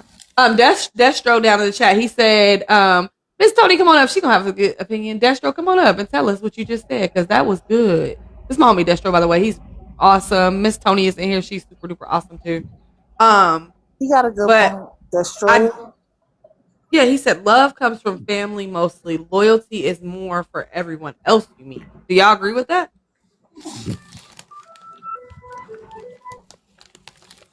Do y'all agree with that? I don't know. Okay, no problem. It's a different take because I feel like, but then you can't look at it like everybody's the same. Because I always feel like if you love somebody, then the Lord, like it should automatically come. You know what I mean? Like, because that's how I see it and that's how I am. But people perceive things differently, so you can't really say, everybody's the same. But if I love you, then I'm automatically like, my heart know, like, man, this love, so I gotta be loyal. You know what I mean? So that's how I see it. Okay.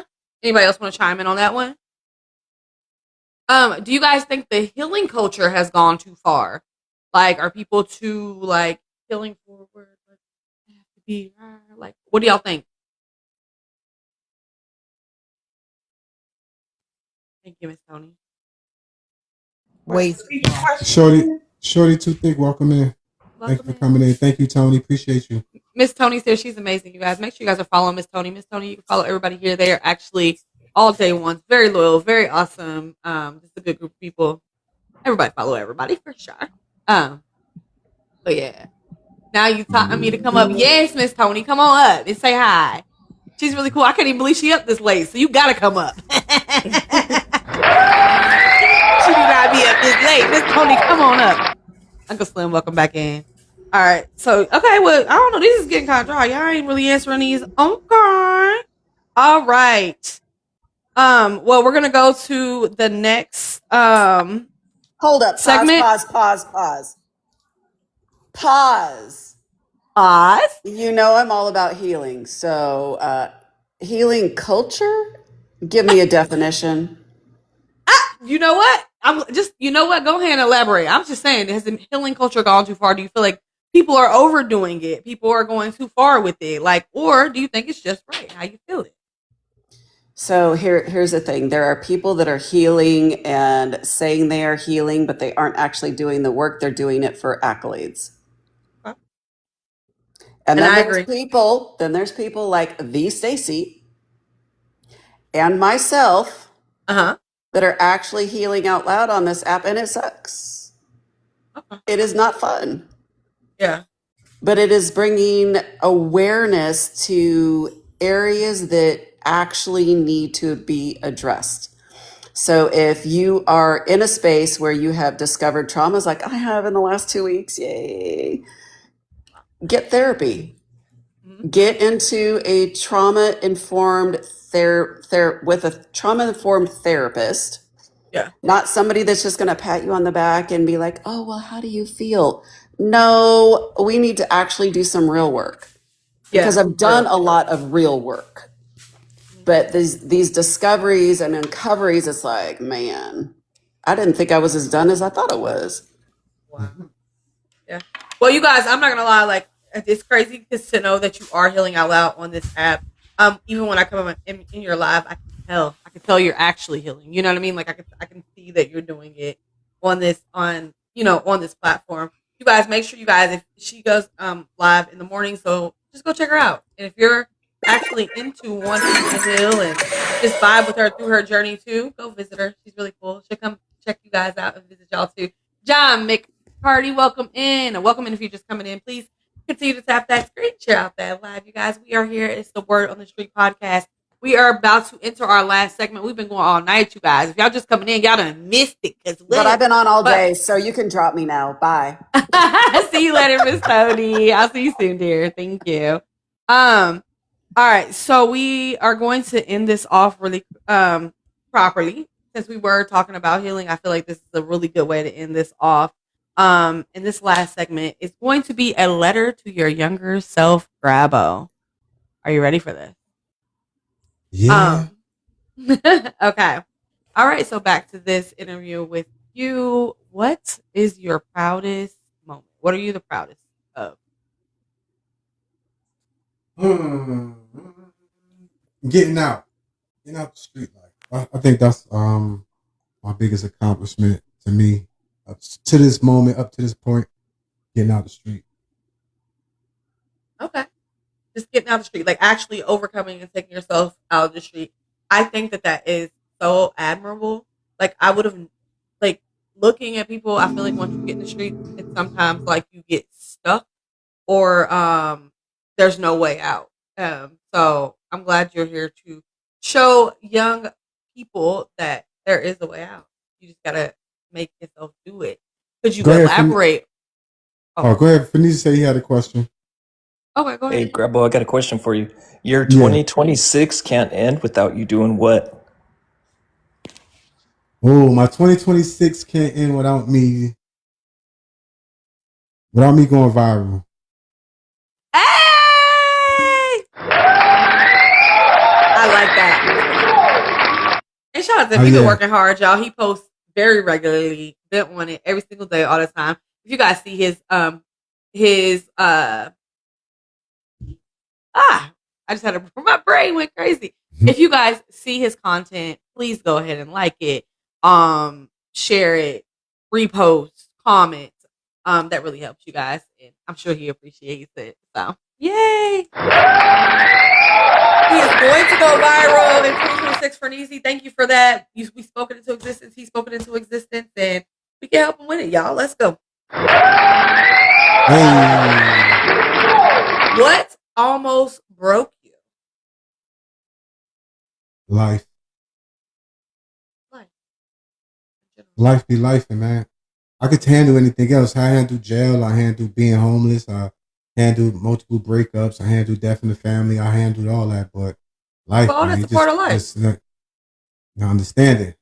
Life, just in life, just I can handle everything else, but just life in general, like that's almost broke me. Not the deaths in the family, none of that. I was able to, deal with that and move on and grow from it. But sometimes life hits you with a curveball, so it's like,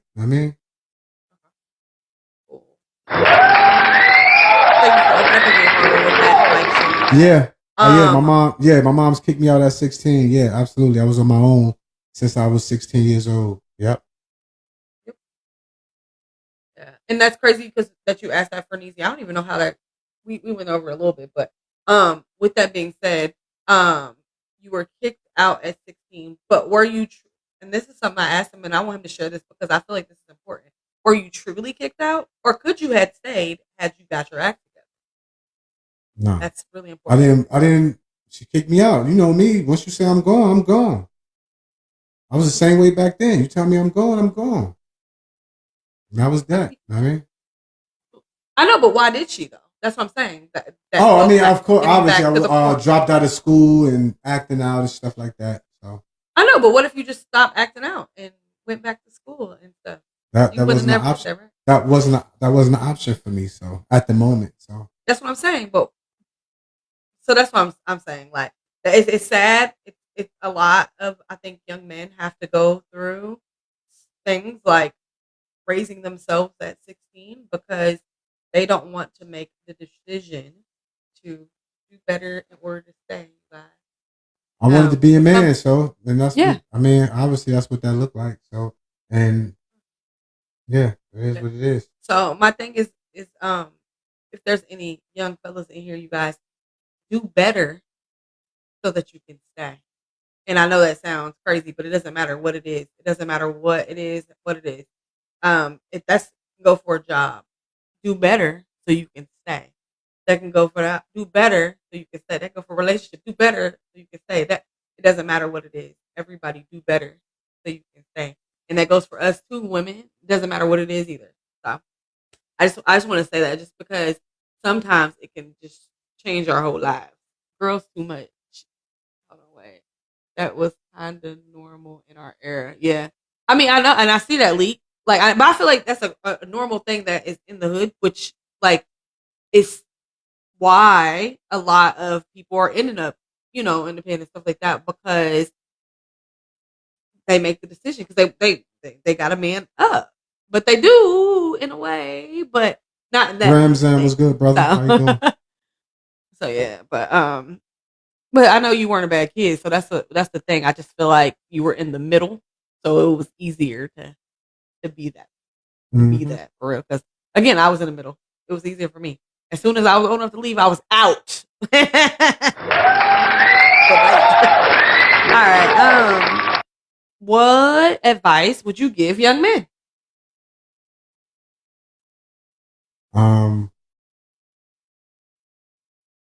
Stay in the gym. Get your money up. Whoop. Hold up. Amazing. Incredible. Outstanding. Exactly. Amazing. So go ahead, get in that gym and get that money up. And last but not least, what do you want people to remember about Kareem Strong? What I want people to remember about me, that I was honest and real, and I stood on everything I said I stood on. Like I stand 10 toes on business. If I said something, my yes mean yes and my no mean no. All right. Y'all, make sure y'all spam this chat and show. Oh, what'd you say, Lee? I just wanted to say, growing up, Kay always had that look of fuck around and find out. Well, this is not what the fuck you want. That was his look, but he wasn't mean or nothing. But he's like, you go ahead and try to play with him. Oh no! You about to fuck around and find out. Like his look, you know how we got the rest of bitch face? That was he just look. Did it right before you said that. Before he just started laughing. That's not what you really want. That's his answer. Like this, like like his vibe. But he wasn't mean or like a messed up person. None of that. He just don't try to screw him over. He cool. Pretty much. Yeah. No, literally he looks like that all the time. I'm like, if you go off his face, then you gonna be like, oh, he mean. Like, but if you know, honestly, he's really I mean, I guess he's not a big teddy bear no more. He's a small teddy bear, but he's a teddy bear, y'all. He's softer than a grape flesh without the skin. I mean, he's not soft. So y'all. But like literally, like we're here, and I love it. I love it here. All right, you guys, do me a favor, spam this chat. Just show him so much love, y'all. If y'all have any, if y'all can, let's try to put his live goal. Show him so much love, you guys, because he has survived things that could have broke any of us, you guys. And he still found a way to smile, still a way to still a place to stand, a way to stand. He is overcoming everything. Oh yeah, I forgot Ferneezy. We play y'all this season. I'm sorry. He's overcome so much, basically. And he is a living testimony that a lot of people, and a lot of males, not to be funny, can't ever get out of. They don't know how. And he did that. So shout out. I'm so happy for my young brothers. I feel happy for all my bros, even when I don't know, that really stood up against the problems and stuff they had growing up. I'll be so happy looking at everybody like, yo, we made it. And we didn't even get that far, but we made it. That part. For real. All right, you guys. So also, there is now 13 people in this chat. TD, welcome back. You guys are getting something special. There's 14 of you guys in this chat. You guys are going to get the first announcements of this, you guys. I hope you guys love tonight. Obviously, I am taking over his podcast. This podcast will continue with him as the host always. I am not the host here, okay? However, what we're going to She definitely took over the night, y'all. She definitely took over the night.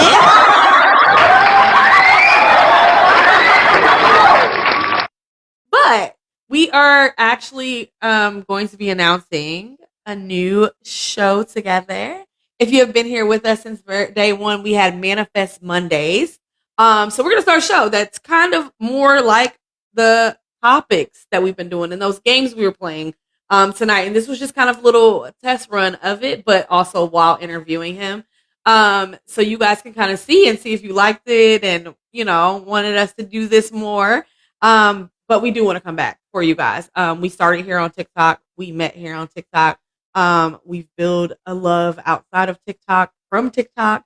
And we want you guys to know that it's possible. You can meet the love of your life on TikTok.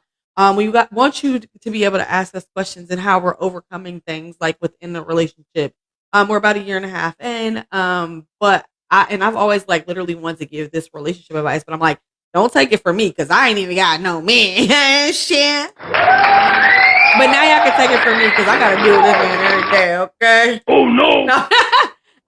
But no, I love it. I wouldn't want to do it with anybody else. He literally is overcoming, being the man that I'm pretty sure he wanted to be, that he's seen himself to be before he got into all the everything, and it's just it's good to see. But also I'm becoming the woman that I've always wanted to be, and he gets to witness that.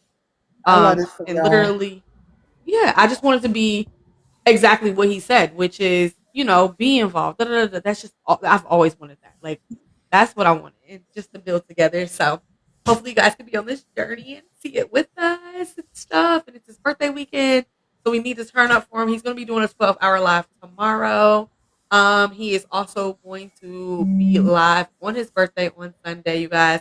It might just be a random birthday battle, but please come support him, show love, recharge him, and give him all the birthday love you guys can. Even throughout the 12-hour live tomorrow if you can or want to. Everything is appreciated. And I'm super proud of you, Bravo. Thank you. Stop looking so mean. Thank you. Appreciate you, young boss. Thank you. Stop looking so mean. Where your smile? I am smiling. All right, you guys. So yeah, the announcement came. You guys got that. That was exclusive for y'all. We will probably be getting up out of here at 8:15. It is 8:11 right now. So let's rock out to some music. I'm gonna let Grabo do that DJ thing. It was so much fun. Thank you for having me on your show. Yeah, I just want to say you got a good voice, Donna. You remind me of a jockey on the radio. The way your voice is on the mic, it was good. I was thinking that too. Yeah, when I was driving, she's such a natural. My daughter got the phone and she typing. I'm like, tell him this. but I'm driving, but I got the earpiece in my ear. I'm like, damn, like, feel like if she on the radio, like, she could do her thing or something. But, like, you know how Angela Yee and all of them is like, yo, Donna got that voice to be on my mic. Well, thank you guys. Like, okay, so this is his show, and I wasn't really going to announce it here, but be on the lookout, you guys. I am actually starting, I'm going to be hosting a podcast called Super Indie Podcast, where we are supporting entrepreneurs and different people, in indie artists, entrepreneurs, businesses. So be on the lookout because I'm actually about to be a podcast host, you guys. Gita, what's up? Welcome. Yeah. And that will be starting like this month. So it's real life. Like, it's crazy. I've always wanted to do a podcast. And hopefully we'll be able to bring Grabo's segment within the Super Indie Collective of Word on the Street podcast. So we're going to give him a segment and put the marketing behind it because it's a whole marketing like giant. If you guys have any ideas or podcasts and stuff like that, segments and stuff, possibly do that. And I would more than happy to like integrate you guys. If you have businesses, maybe be guests on there as businesses if you're in the Atlanta area. If not, we can just figure out a way, you know, maybe sponsorship somehow. So yeah, it's a whole collective. It's the Super Indie Collective. So be on the lookout for that.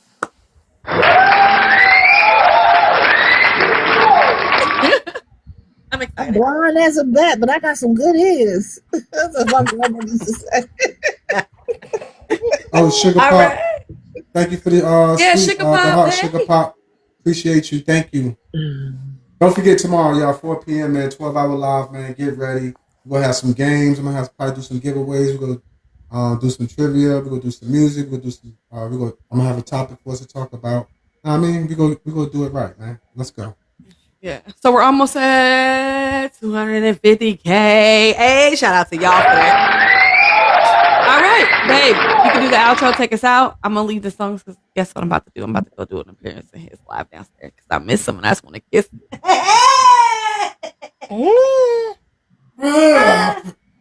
Because I miss him and I just want to.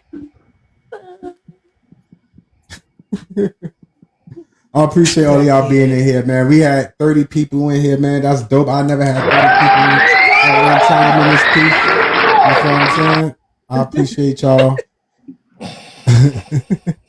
We're going to end the show at 250. We had 249.8. We're going to end the show at 250. Like I said, y'all, don't forget tomorrow, 12-hour live, Sunday. Doing the season finale of Word on the Street podcast. Dean, I got to get Sadiq, see if I can get Sadiq for the last interview of the season. Season 2 is going to start June 1st with old boy that was just in here, Cooley Cash. He's going to be the first interview in season 2. So make sure y'all pull up to that. We just made it to 250. Thank you, Sugar Pop, for blessing the panel. I appreciate y'all. Make sure y'all go follow Sugar Pop. Let's go. All right, y'all. We made it to 250, man. I appreciate y'all. I'm hungry, so I got something in the fridge to eat. I'm about to heat up and do my thug thizzle and roam these TikTok streets and get ready for tomorrow, man. So I appreciate y'all, man, for coming in. I'm gonna drop all y'all at the same time, and then I'm gonna get up out of here. So I'm a holla. Bye, You're welcome. everybody. I appreciate all y'all being in here, the studio audience. I appreciate the studio audience for y'all being here, man. Appreciate that, man. Later. I guess it was final thought.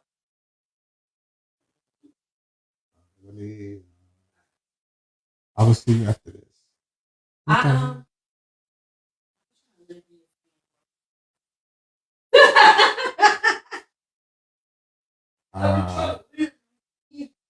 All right, y'all. All right, y'all. That was the Word on the Street podcast live. I guess that was the interview. It turned to something else. But it's all good though. I mean, it gave y'all a preview of what's to come when the show comes. And I mean, that's basically what we're gonna be doing, that type of thing. So that's basically, it was a preview / interview, I guess. It was a little bit of 2 shows in one. I mean, so yeah. So y'all got to see the first little snippet of what's to come. I mean, so I appreciate all y'all being here. So if you ain't doing the damn thing, you ain't doing the damn thing, man. It's your boy Grabo Strong 369. This has been Word on the Street podcast live, y'all. Peace and love, y'all.